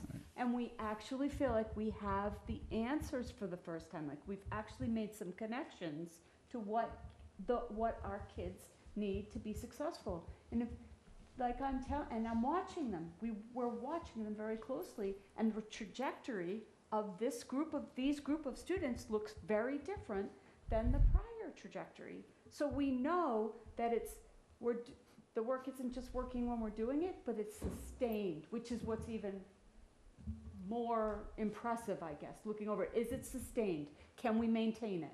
Can we flow it in everywhere we go? And that's where the support needs to happen. That's where the money needs to be. That's how we're going to change the kids' lives here in Wareham. So let me ask you this. I won't ask you to bring it up, but I've got the 3-year, you know, for everybody here.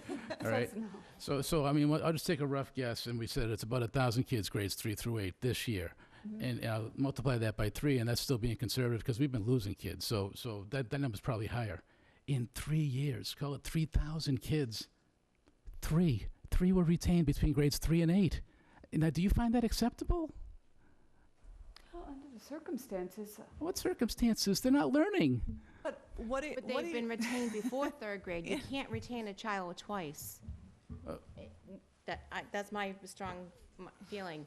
When you also look at who these students are, some of these students are our special education students. I can't retain a student because they have a disability. We have to work on the special ed programming. And we're providing summer services. It's not, you're acting It's like we're working at the doing high nothing. school. At the high school, it works. What's working at the high We school? retain the But kids. look at their age. Huh? Look at their age at the high school versus their age at elementary. How about 8th grade? So my question is, out of the ones that you retain at the high school, and I think you probably already went over it, but how many have dropped out? What's happened to them?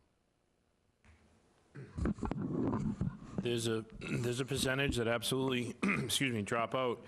But, you know, more importantly, there's a higher percentage of kids that, as someone alluded to, they can still take some, you know, let's say 9th grade, they can take some 10th grade classes and hope to catch up to graduate with their peers. So we always, you know, we're hoping that they can have that hope. But there are a percentage, these are high-risk kids. I mean, these are high-risk kids before they enter the high school and probably before they enter the middle school. And probably before they even enter the district. So they're identified as high risk.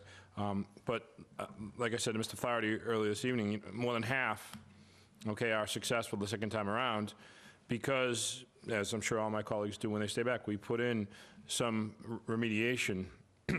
So there's like an intervention that goes on. And it is tough because every year, you know, as Ms. Siemens mentioned, you know, we're making cuts. So where do we cut? We cut these type of programs. But to answer the question, the majority of students do still stay on the course and do graduate. But there's always, you know, reasons for why students drop out beyond retention.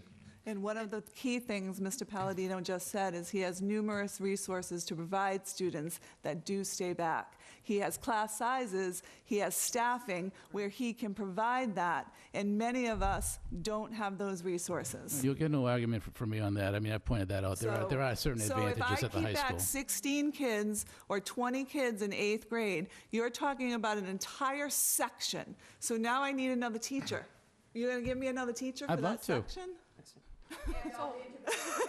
You're not. And just keeping them back isn't going to work. So now I need interventions for those 20 students I kept back in 8th grade, and I don't have that, nor do I even have the classroom now to provide it, because Mrs. Siemens and I have not one classroom available to add another section in 3 through 7, not one classroom available. The interventions that I'm talking about don't necessarily cost money. They're simple. You do have interventions. We have very limited, but there are simple interventions. A tier 1 would be just checking in with the student and having a weekly or monthly conversation that I do myself. Which we provide also. So, I mean, there's a lot of interventions that can be done in kind. It's not like I have a specific classroom that I can put these Right. kids in. But we are, you know, we're hoping to have. And you've said it before in the past, and it's just such common sense. I mean, this quote is why you're so successful at the high school. You say, I ask you what's the secret. You say, Mike, it's not rocket science. You know, we look at the test scores of the kids coming in, we see who needs help, and we make sure they get it. And I'm not convinced that's happening in the other schools. Well, and again, again, in regards to the high school, we don't have all of those options anymore. So, you know, it was great when we did.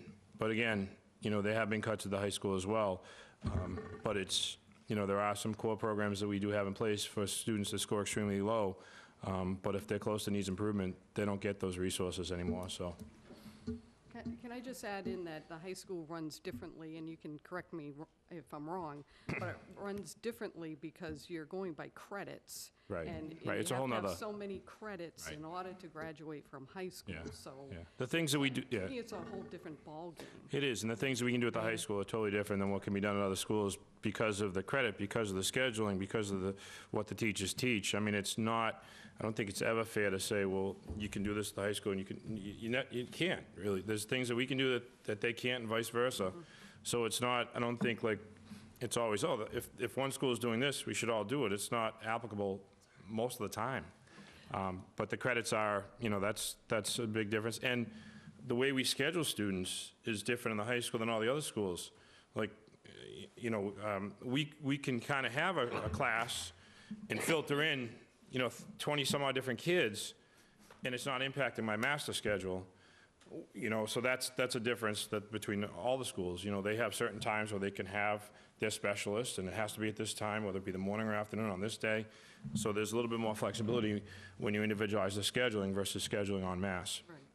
I also will say that when you look at the other buildings and when you see the time, the amount of effort, the commitment teachers have to help students achieve, they're working. It's that we need additional resources to support some of our students.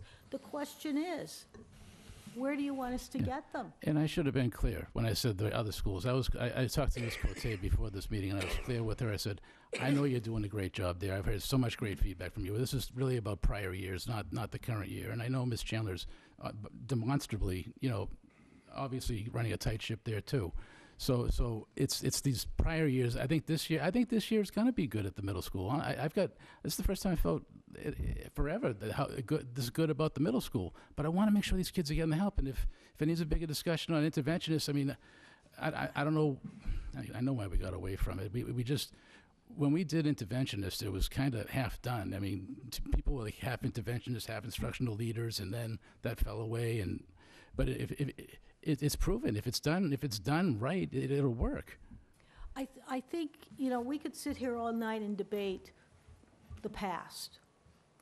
We know that what's going on in the lower elementary right now, we're seeing gains. But I have a group of students that have not had that yet. So I have a group of students probably in 3rd grade to 8th grade that really need some intensive focus. I think the conversation that I would like to have would be, how are we going to provide the supports for those students, and how will we continue to move forward? Because if our hope, my hope would be that we would follow this group along, and as we move our students through that we've done some very intensive work, we would start dropping things off because they wouldn't need it. Now, my suggestion would be, we need to get a smaller group of people and have some in-depth conversations. We need to get teachers involved, because they're the ones that will be working with these students, and get their feedback and their input, and then come to you. But I would also like a member of the committee with our staff as we have these conversations, because you have decisions to make about how are we going to fund these programs and how are we going to help our kids. So could I have a volunteer? Mike, do you want to be that person? Well, it could be 2 of you, because it wouldn't be a quorum. Okay. Yeah. So I guess my question would be, it's obvious that we have invested money in social emotion supports for these students in the past few years. So you're talking about additional supports. So I would so as you said, there'll be conversations, and I just am interested to see what additional supports. Pretty simple. In order for us to do flexible grouping effectively, and we're doing that right now in grades K through 4, now we're in our second year of this intense work, right? In grades 3 and 4. So we added it to those kids that didn't have it initially early on, because we were concerned about their ability to be at grade level as they moved ahead. But we have teachers that are doing these groups by themselves, and all of these strategies, they're taping themselves on iPads and putting that there and running over there, and they're trying to manage all of the needs that are in front of them so that they can target these necessary skills. We need help. I mean, if we want to go faster and we want to get that, and we want to speed it up, then our teachers definitely need to have other bodies in that room. And if there are a whole bunch of volunteers that want to be consistent and come every day, we'll train them. We'll be happy to do that. But short of that, we need teaching assistants and people who are willing to open up their minds and understand what it is that we're doing, so that they can help those kids. And if we had that, that would be amazing, because it would just be so much more efficient, right? And the teachers I can't even imagine, really, what their life is like to manage 5 stations in a room at one time by themselves. And that's what they're doing, or at least they're trying to. We know by research tells us that by 3rd grade, we can pretty much pick out the students that may be dropping out of school. And we should be looking at who are our high-profile students, how do we put in interventions to help those students, and how do we make sure that we've provided them an environment that would allow them to be successful. Unfortunately, I can't determine who's going to be coming into our district, whether it be through move-in, DCYF, et cetera. But I should have those kind of supports in place that would help any student come in.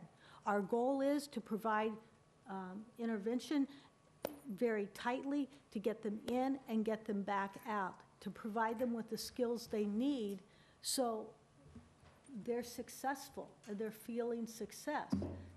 But once again, we have to make priorities. It's a priority.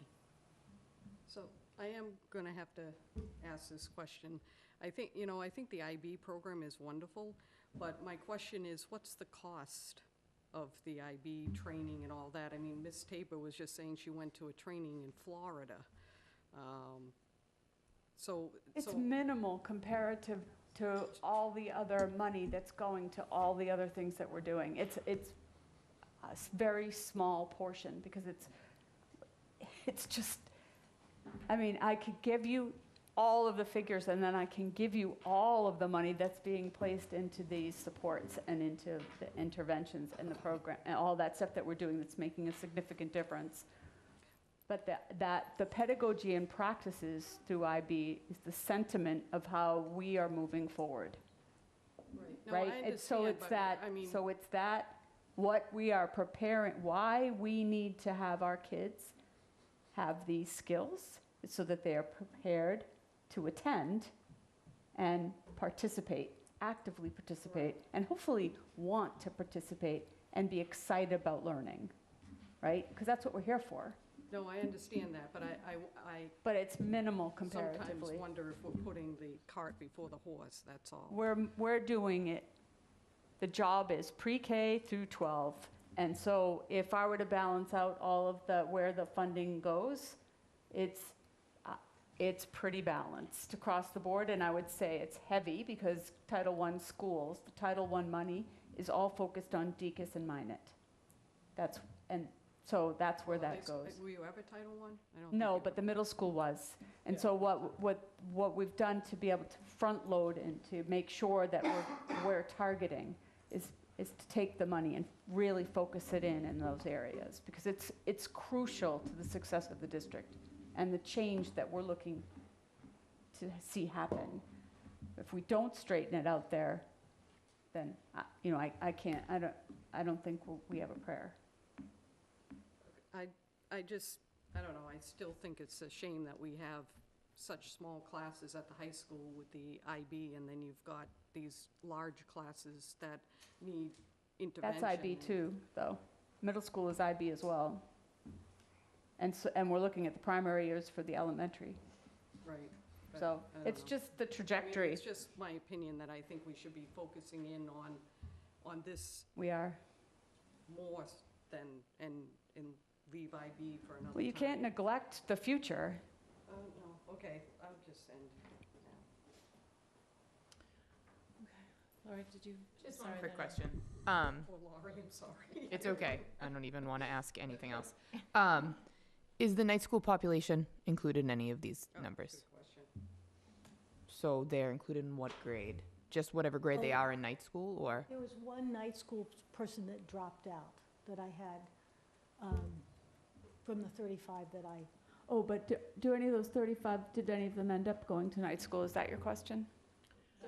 I don't have that information. If they left the high school and went to the night school, they wouldn't be They wouldn't be a considered dropout. right, right, no. And what else has happened, Mr. Palladino, we will be a GED in high school. site next year. I guess the cat's that's okay. No better time than now. The state, DESE has approved Wareham High School to be a high set and GED testing center in the 1920 school year. There's a lot of work to be done before that happens, but for these kids, that could have been an option. And then, as you all know, they would then count as our adjusted dropout rate. They wouldn't count as dropouts. So it's something that we had probably about 7 or 8 years ago, and it just became cost prohibitive. So we're hoping to bring that back and make sure it can be self-funded and have an option for our students, because our students have trouble getting to these locations. They're not close by, if you know what I mean. So is that somewhere in between dropping out and going to night school? Is that, it's just another option? It's just another alternative pathway to get kids a piece of paper that allows them to go to that next level. Okay. Sorry, 2 questions. Or maybe one.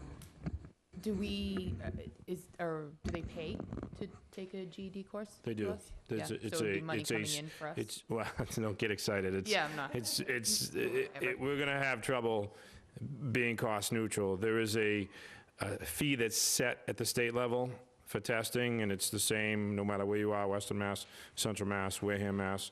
And there's going to need to be some grants, and it's not cost neutral yet, but we hope to make it that way. because And they we- can come from all over. We're not talking just Correct. Wareham This isn't people. exclusive to Wareham Public School students. We will rely on students coming from the geographic area to, just in time.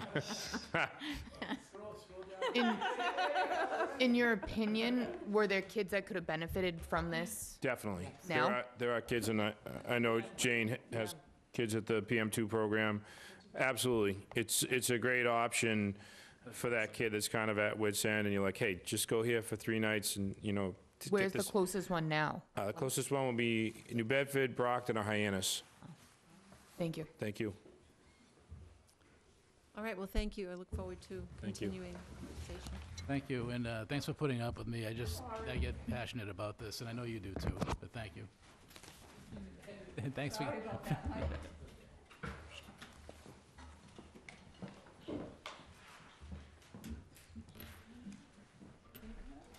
Okay, next on the agenda is obsolete equipment.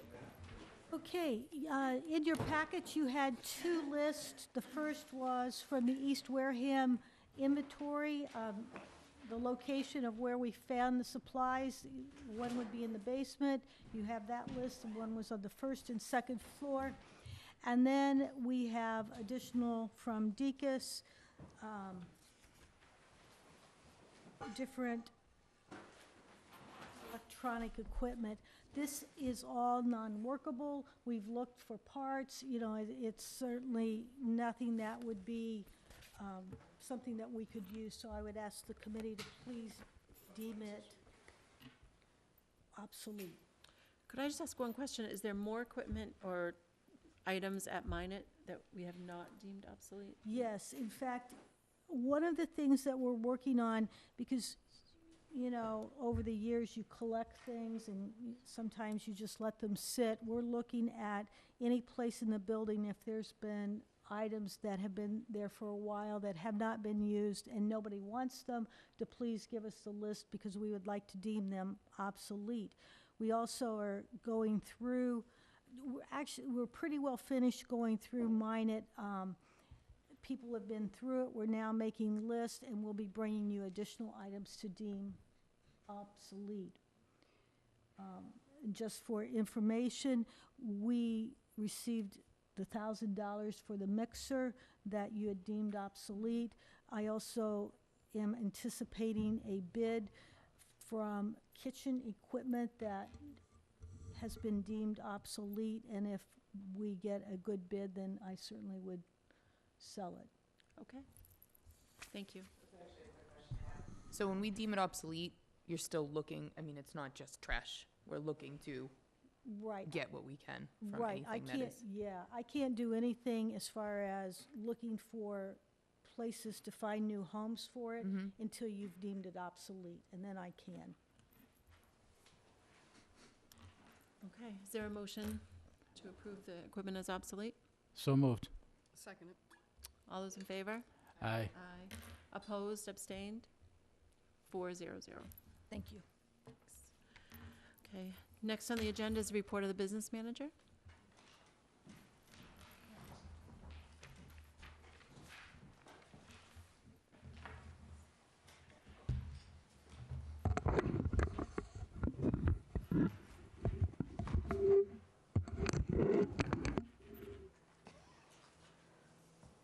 Welcome. Thanks for staying so late. It's okay. This is going to be much more boring than what we've been sitting through, but, so you've all got your reports. I don't know if there's questions. I tried to give you as much information as I could. So this is a report that shows our revolving donation financial review through the end of December. Some of the revolving funds of the school lunch. You can go right down the list of what they are. It tells you a little history, what our expenditures and budgets were in 16, 17, and then the full year of 18, and then I showed you 2018 through December, which would be December of 17, and then I showed you it through FY19, which is through this past December, just to give a comparative of where we were last year versus this year. A lot of them are similar. There are several that are in deficit, but that's because we're still collecting. We're collecting fees in those areas, or we're waiting for deposits, like wires from the state, like from the DESI. So I don't know if you have questions on this particular report. This is just kind of a summary. It gives you the grand totals at the bottom. The other report. Well, on that page, my only question, like you said, were the ones that were, noticeably different than prior years. Extended care and global ed. So both of those, like extended care, I don't know if Jane's gone. She's still collecting fees for those programs. They're ongoing. Right. Extended care is after school or before school care, and it's being, parents or guardians pay. We also, from that fund, we also pay the employees. So it's just roles. Revolving. Mm-hmm. The global ed, we have a number of exchange students this year and that we did not have last year, and that's why you see the increase in that balance. Okay. So I understand what you're saying about extended care, but if you look at 16, 17, and then 18, there's a really big difference. Mm-hmm. Is that, are you collecting fewer fees? I don't have that information right in front of me. I mean, it would be, enrollment numbers in the programs. I don't know. It could also be timing of deposits for this year anyways. But without going into the enrollment numbers in those, that could be the driving factor. I don't know. Okay. I mean, I can look into it, certainly. That'd be great. And get back to you. Okay. Does anyone else have any questions about this page?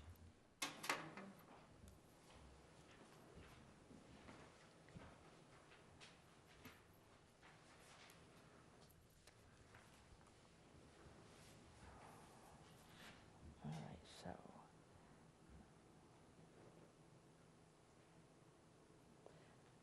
Here's a summary of the grants. I tried to break them down by federal and what the name of the grant was and the fund number. Then I broke it down. There's a couple state grants in there. And you can see the amounts to date in FY19 versus FY18. Some grants we did not receive last year that we did receive this year. And then if you look down at the bottom, there's a total grant funding, so to date, it shows we're $40,000 less than we were last year. Obviously, this is the 274, we lost a special ed grant of $9,000. I didn't include the grants that are at the very bottom, just to give a comparative, because those are a lot of the summer programs, so we have yet to get them for FY19, so I didn't want to include them in the totals, because then it would really throw off the difference from year to year. But it will show you what we received last year for the summer grants and to be TBD for this year. We haven't received them yet, but you can go through some of those grants. And I tried to give you more detailed information. I don't know if you've received it in the past by individual grant. I'll bring one of them up. So this gives you an idea of, the grant, when the start date is, when the end date is, what the purpose of the grant is, I think is important, because a lot of us know the names of the grants, but we don't know what the purpose is, including myself. Without memorizing them all, I don't know what the purpose is for all of them. So I thought that would be helpful for you to go It was very through, helpful, yes. Thank you for to sending kind of that. explain what these grants do. I'm hoping to continue that and make things transparent, like the revolving as well. As I'm learning all these accounts, I'm going to start sharing more and more with the committee. Mm-hmm. So I don't know if you had any questions on the grants. Mary? I do, and I really do like this format because it tells me where the money is going. However, on the Title I grant, I just was hoping a little more detail on, it says for the professional staff, $323,843. And I know that we cut Title I, Title I teachers that we had that were doing interventions. So my question is, what professional staff is being paid with Title I money? I don't know if Andrea- It's a long list of. I'm sure, And we yeah. usually take, because the budget was so dicey last year for a number of reasons, and we have certain people collecting data of the systems that we're using now, we supplement some of the salaries in the LEA with the Title I work that they're doing. And that way, we were able to hang on to a number of positions as a result of clearly articulating who does the Title I work and then supplementing part of their salary, saving other positions. Do you see what I'm saying? So we had to be very thoughtful to hang on to as many people as we could. Okay. So I can get you the list. I'm very, very transparent with that. And I talk to Desi a lot about Title I as I'm doing it, while, and so on. So I'm happy to provide that. That'd be great. No problem. Thank you. And, oh, I know, just doesn't have to do with the grants, and I hope it's okay I'm asking right now. But it has to do with money. So I'm just curious what's happening with the module over at Deacon's. The module at we didn't end up getting a module at Deacon's. We ended up. Yeah, we did. We got a trailer. Okay, so a trailer. So it's a working office It's kind of funny, trailer. we went from portables to, 4 portables to, that town was gonna pay for 800. Then we went to 3 portables, then we went to, one, yeah. Bethany is very creative. Yeah, so it didn't come out to be classroom Right. portables at all. So it really is a business trailer, and I can't have students in there, so I'm having staff. So We do have staff in there. I was going to have the tech staff in there. I do have a plan. We just got, see, it takes time to get electricity in there, and I had to get internet in there, and to make sure. So we have it set up. My plan was to have technology in there, and now we're going to do a different plan when it comes to that. Oh, okay, Yes, okay, in December. all right. So you don't know what the different plan is? Well, I do need a meeting space. There is going to be a meeting space for parents and families. We held a lot of meetings at school, and you know my space is limited, so adults can be there. So I do have, there is a meeting location there. We're doing some design work there. But I could always, use a lot more. I think We're getting And- busy. more space. Right, and Right. we're also seeing an increase in possible preschool. Yes. And so when that happens, we're going to be looking at shifting possibly some offices around to free up space in the building, because with what we know coming at us at early childhood, we're going to need some additional. Sorry to go off track. It's okay. Yeah, it just takes time to get everything, like the electricity wired in there, and fire department to inspect it. We just got it skirted and winterized, and the modular company came in last week to do that. Tie it down and skirt it. I didn't know what that was until I saw it happened. I was gonna say, I'm really impressed with you. My lingo? Yeah. Yeah, my facilities vocabulary has improved dramatically since I became principal. Mike, do you have a question? No question. I just want to commend you on this. Have we seen anything like this before, ever? I haven't. No, it was I mean, very this is- helpful. So, I mean, Thank you. no, really, that's, I mean, I mean, because this is my first year, I don't really know what it is that you're used to seeing and what it is that you'd like Yeah. to see. So I'm Like, just, I'm throwing things out there and seeing what sticks. yeah, no, I mean, I asked because you made it look so easy. I didn't even know you could do this, you know? We have one of these on every single grant, Yeah. and this is actually part of the application process when they apply for a grant. So the department head, to whoever is applying for the grant, actually has to fill out all this, give descriptions. It's pretty entailed on what they have to do. Oh, it's great. But it kind of gives you everything. I mean, they want to break it down. what Mary had asked, I mean, we can certainly get the detail. Yeah. But for tonight's purpose, I don't want to give you all that detail. Yeah, and part of my adjustment, like with you, is I'm more used to like the bigger, higher level, like everything in one page, looking at everything, and I can see, but this is like drilled right down to like the atoms, you know?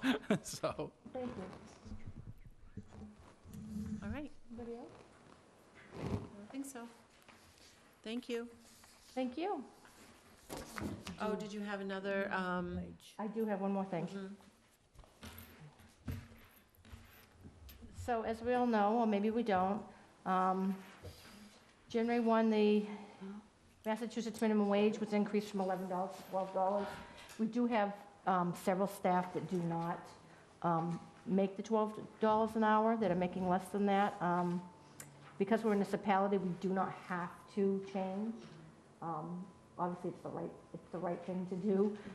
Because of budget purposes, Dr. Shaverhood and I spoke, and we thought it would be best if maybe we recommended it as a change with July 1. And the people that are affected are substitute custodians, substitute secretaries, and I believe bus monitors. There's about 6 or 7, so I think that the impact to the budget next year will be about $6,000, give or take a little bit. So it's not a huge hit. But it's something that we can at least plan for July 1. Mike? So I'm really glad to see this. I think I brought it up at the last meeting or the meeting before. Like, I just heard on the news that minimum wage was going up. I'm like, oh, shoot, did we account for that? And I think you said you were. So I'm really happy for that.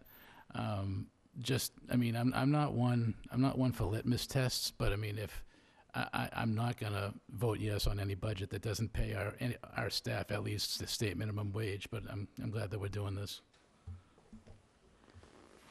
So in another meeting that we were in this week, it was brought up that minimum wage will go up every January 1st for the next, few years anyway, in Massachusetts.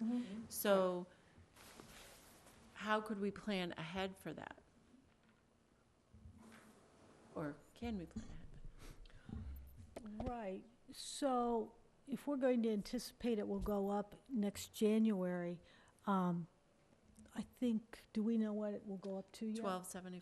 All right, so I think what we would do is just give an estimate of what it would go up to, ask to have it increased in the budget, and then when it goes into effect in January, it would go into effect January. Okay. I mean, we could certainly do another memo like this at a different time to increase it again. So Well, I we just have feel like that. we'll be behind every time, and I'm pretty sure it's next year and at least January. 2 or 3 years after that. It's already scheduled to go up. I think we should just budget it and consider it part of the so-called rollover, right? Well, that's what I'm saying. So instead of having to catch up to it, we'll plan ahead for I it. think, right, but I think in some of our bargaining contracts, it lists like $11 an hour for subs. So it's going to impact those contracts as well. Yeah. I don't think they'll complain. No, I'm just not sure how they're going to do that as well, because it's going to keep changing. Okay. So if we could have a vote on this one, then we'll bring back the, to make the reflection for January. Okay. All right. So you're looking for a vote to approve this change. Okay. Is there a motion to approve? So moved. Second it. All those in favor? Aye. Aye. Opposed? Abstained? 400. Thank you. Thank you. Anything else? I don't think so.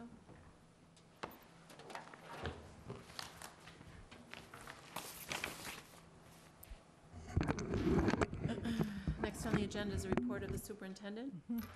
I would ask you to please approve the bill and payroll warrants. Everything is listed on your sheet this time, so I do not have to read anything. I would ask you to please approve what was listed. Is there a motion to approve as stated? So moved. Second it. All those in favor? Aye. Aye. Opposed? Abstained? 400. Thank you. I would also share with you, I should have shared this under good news, but the Minot Playground, we had a ribbon cutting ceremony this week, and the kids are out playing and having a good time. Unfortunately, it was really cold that day. And it was still under the superintendent's report, right? Yes. Yeah, and I should have shared this under good news too. So the superintendent was a panelist at a very important event for regarding the state funding formula, and it was a bunch of superintendents and such that got together and was speaking in New Bedford at the Keith Middle School. It was a pretty decent crowd, and there was legislators there and stuff, and she really represented the district really well, I thought. Thank you. Thank you, Mike. I was really disappointed that I couldn't attend that. I know meeting, you so had thank you for reporting back. Okay, the next, I had provided you with my goals, and while I kept part of the body, I added 2 different pieces. So if you have any questions or comments, I'm certainly happy to answer or hear any of your thoughts. Does anyone have any questions, comments I'd love to hear what the chair has to think. about the goals? Yeah.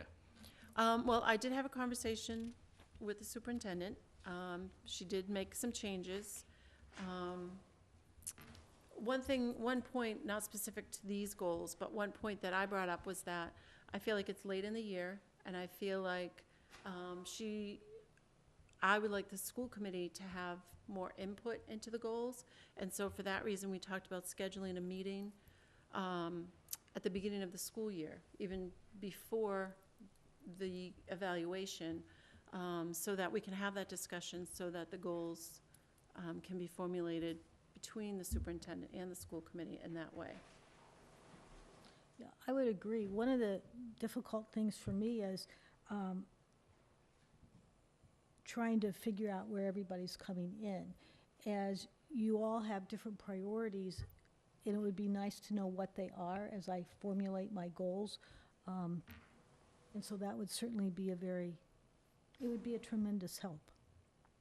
I hope we can do that next year. So when we schedule the school committee meetings, we will schedule that meeting as well, ahead of time. Is there anyone else, any?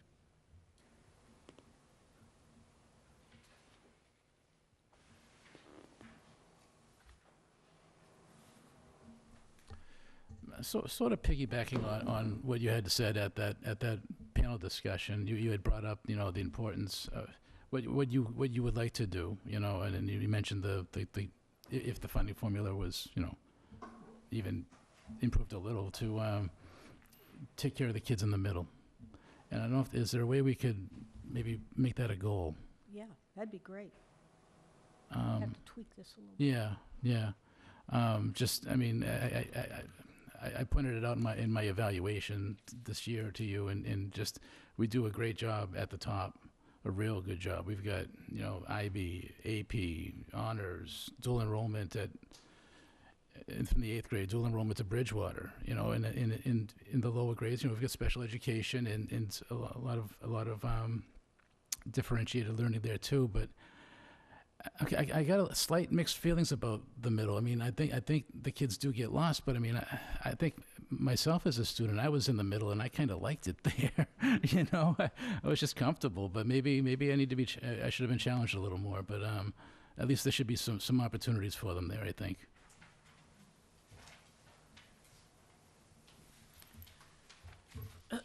Anyone else? So do you want her to make a change? Do you want to hold off on approving these goals? I know you want to do it, so yeah, we don't have to make it a goal tonight. We can just stick with this. Yeah. Okay. So I guess the first vote that I would ask for would be to approve the goals. Is there a motion to approve the goals? So moved. Second. All those in favor? Aye. Aye. Opposed, abstained, 4-0-0. So then the next part of the conversation would be about the evaluation tool and the weight of the goals. So first, we'll talk about the weight of each goal. Is there anyone that wants to make a change to that?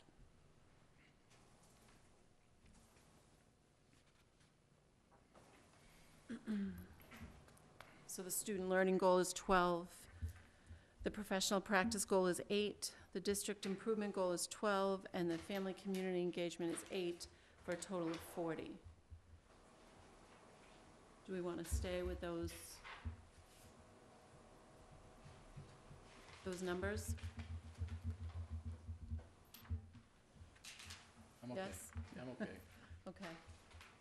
Okay, and so, then I had a request to make another change, as far as the salary scale. Mike, do you want to speak to that? Just, so, Madam Chair and I had a spirited discussion about this at the time. We'll use that word again. Just, yeah. Just, this has always been very awkward to me because this is talking about money. This is talking about raises, all right? And it's not part of the contract. It's not something that, like, the superintendent agrees to. It's just something that the school committee gets together and says, let's do this. And frankly, I wasn't even going to recognize it, but we got some feedback from school council or someone. Right. Yeah. And anyway, so it is what it is. But I would love to either throw this thing out the window or just change one thing. And basically, you've got the rating scale for proficient, and by proficient, I mean, you know, you're doing the job. You're not exceeding. You know, you're doing what you were paid to do. All right, you're already being paid to do what you do, but the percent increase is 1 to 3, and I just don't think it's right that we have to if I'm going to give a fair evaluation like I did, you know, and I said she was proficient, but at the same time I may not want to give a raise. I think that 1 should be changed to a 0, so 0 to 3. So if other folks still want to give her a 3 and vote that way, they can. But my hands, I mean, this ties the hands of the school committee members if they're going to give a fair evaluation and say proficient, and now you're forced to give 1% when maybe, you know, it might not be warranted. Mm-hmm. So that's the only change I would recommend, is to change that from proficient, instead of 1 to 3, to be 0 to 3. Okay. So, Or throw it out the window. Disagreement, right. So I want to keep this because I think it gives us a way to quantify an evaluation, whereas this piece, I don't believe does. So for that reason, so Laurie or Mary, do you have,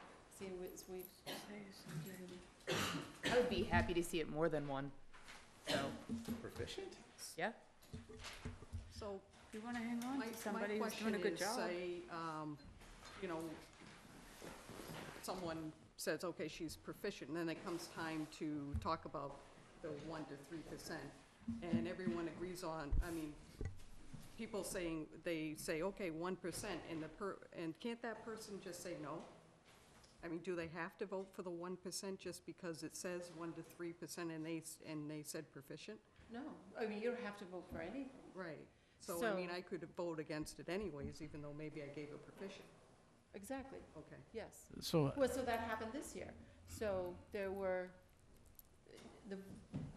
so Mike, so Mike, his rating was proficient, but he voted no to the amount of the rating. But it was also the highest, though, percentage. It was. So what I'm saying is if it's a 1, and I say she's proficient, can I still say no to it? Absolutely. Yeah. Well, that's my understanding. But my point was, once you're proficient, she's automatically getting at least 1%, and that was where I was coming from. I mean, yeah, I can vote. You guys can say, yeah, 3%, and I did. I voted no, right? But you could still recommend 0. No. Well, How? if we changed it. Oh, yeah, if we yeah. changed it. Sure, yeah. You could still recommend 0, but she could still end up with 3. Yeah. I'm okay with that. Give somebody who's doing a good job no raise. I didn't hear you. Well, I'll say it. Never Why mind. would you give, well, no, I'd say it. Why would you give someone who's doing a good job, proficient, what we want them to do, no raise? I mean, we just upped minimum wage. Right. For everybody. Cost of living. I mean, I've been at my job for 15 years. If I got a 1% raise, I'd be pretty offended, even though I'm doing the exact same thing I do every year. I've gone a couple of years without a raise when things were tight. I have not. Well, it happens. I mean, so I mean, let's say, for example, you come in on the low end of proficient. I mean, why would that warrant a raise? Proficient. I think proficient. Yeah, you're doing what you were hired to do. And I think what I had brought up before is, you know, you've got a district that's struggling financially, and I know what someone said to me, oh, it's business, but in a business, if a business is struggling financially, do you give your employees a raise? Not usually, you're trying to cut back. Do to the correct business or some businesses, yeah, to keep the people that you want to stay here, to keep the people that struggling or not, and saying from a cash-strapped, this job's even harder because there's more even going on because we're so limited in what we have to do. Do you think, I mean, I think that our admin work harder than a town that has money to be able to do whatever they need. So yeah, I mean, I have absolutely no problem with giving someone a raise for doing the job they're supposed to do. But you can still do that even if the option, even if an in option for the rest of us is 0. I could. True. So the only, I mean, by doing this, we're allowing everyone to vote for the percent that they want. So it wouldn't have changed what we voted this year. But it would give you or any other member the ability to choose whether or not to give a raise and the percentage.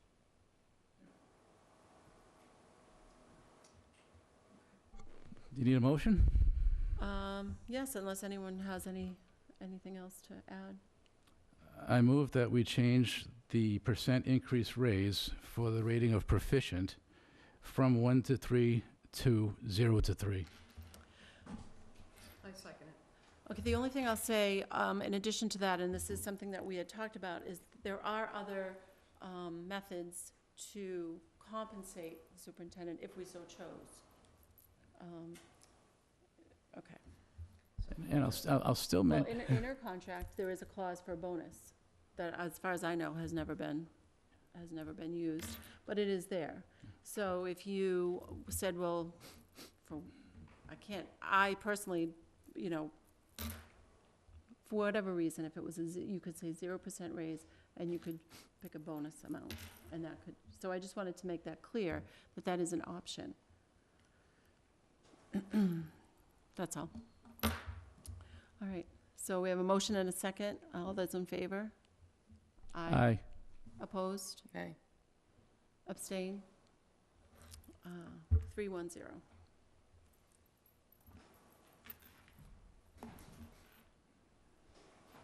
All right.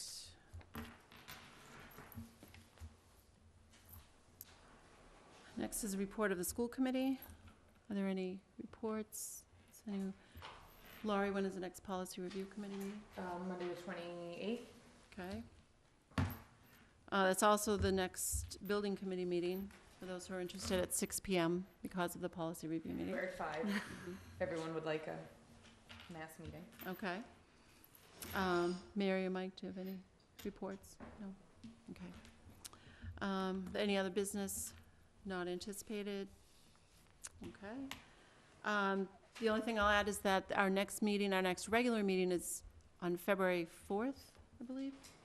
And, but the next time we meet will be next week on the 24th. It'll be a joint meeting with the Board of Selectmen.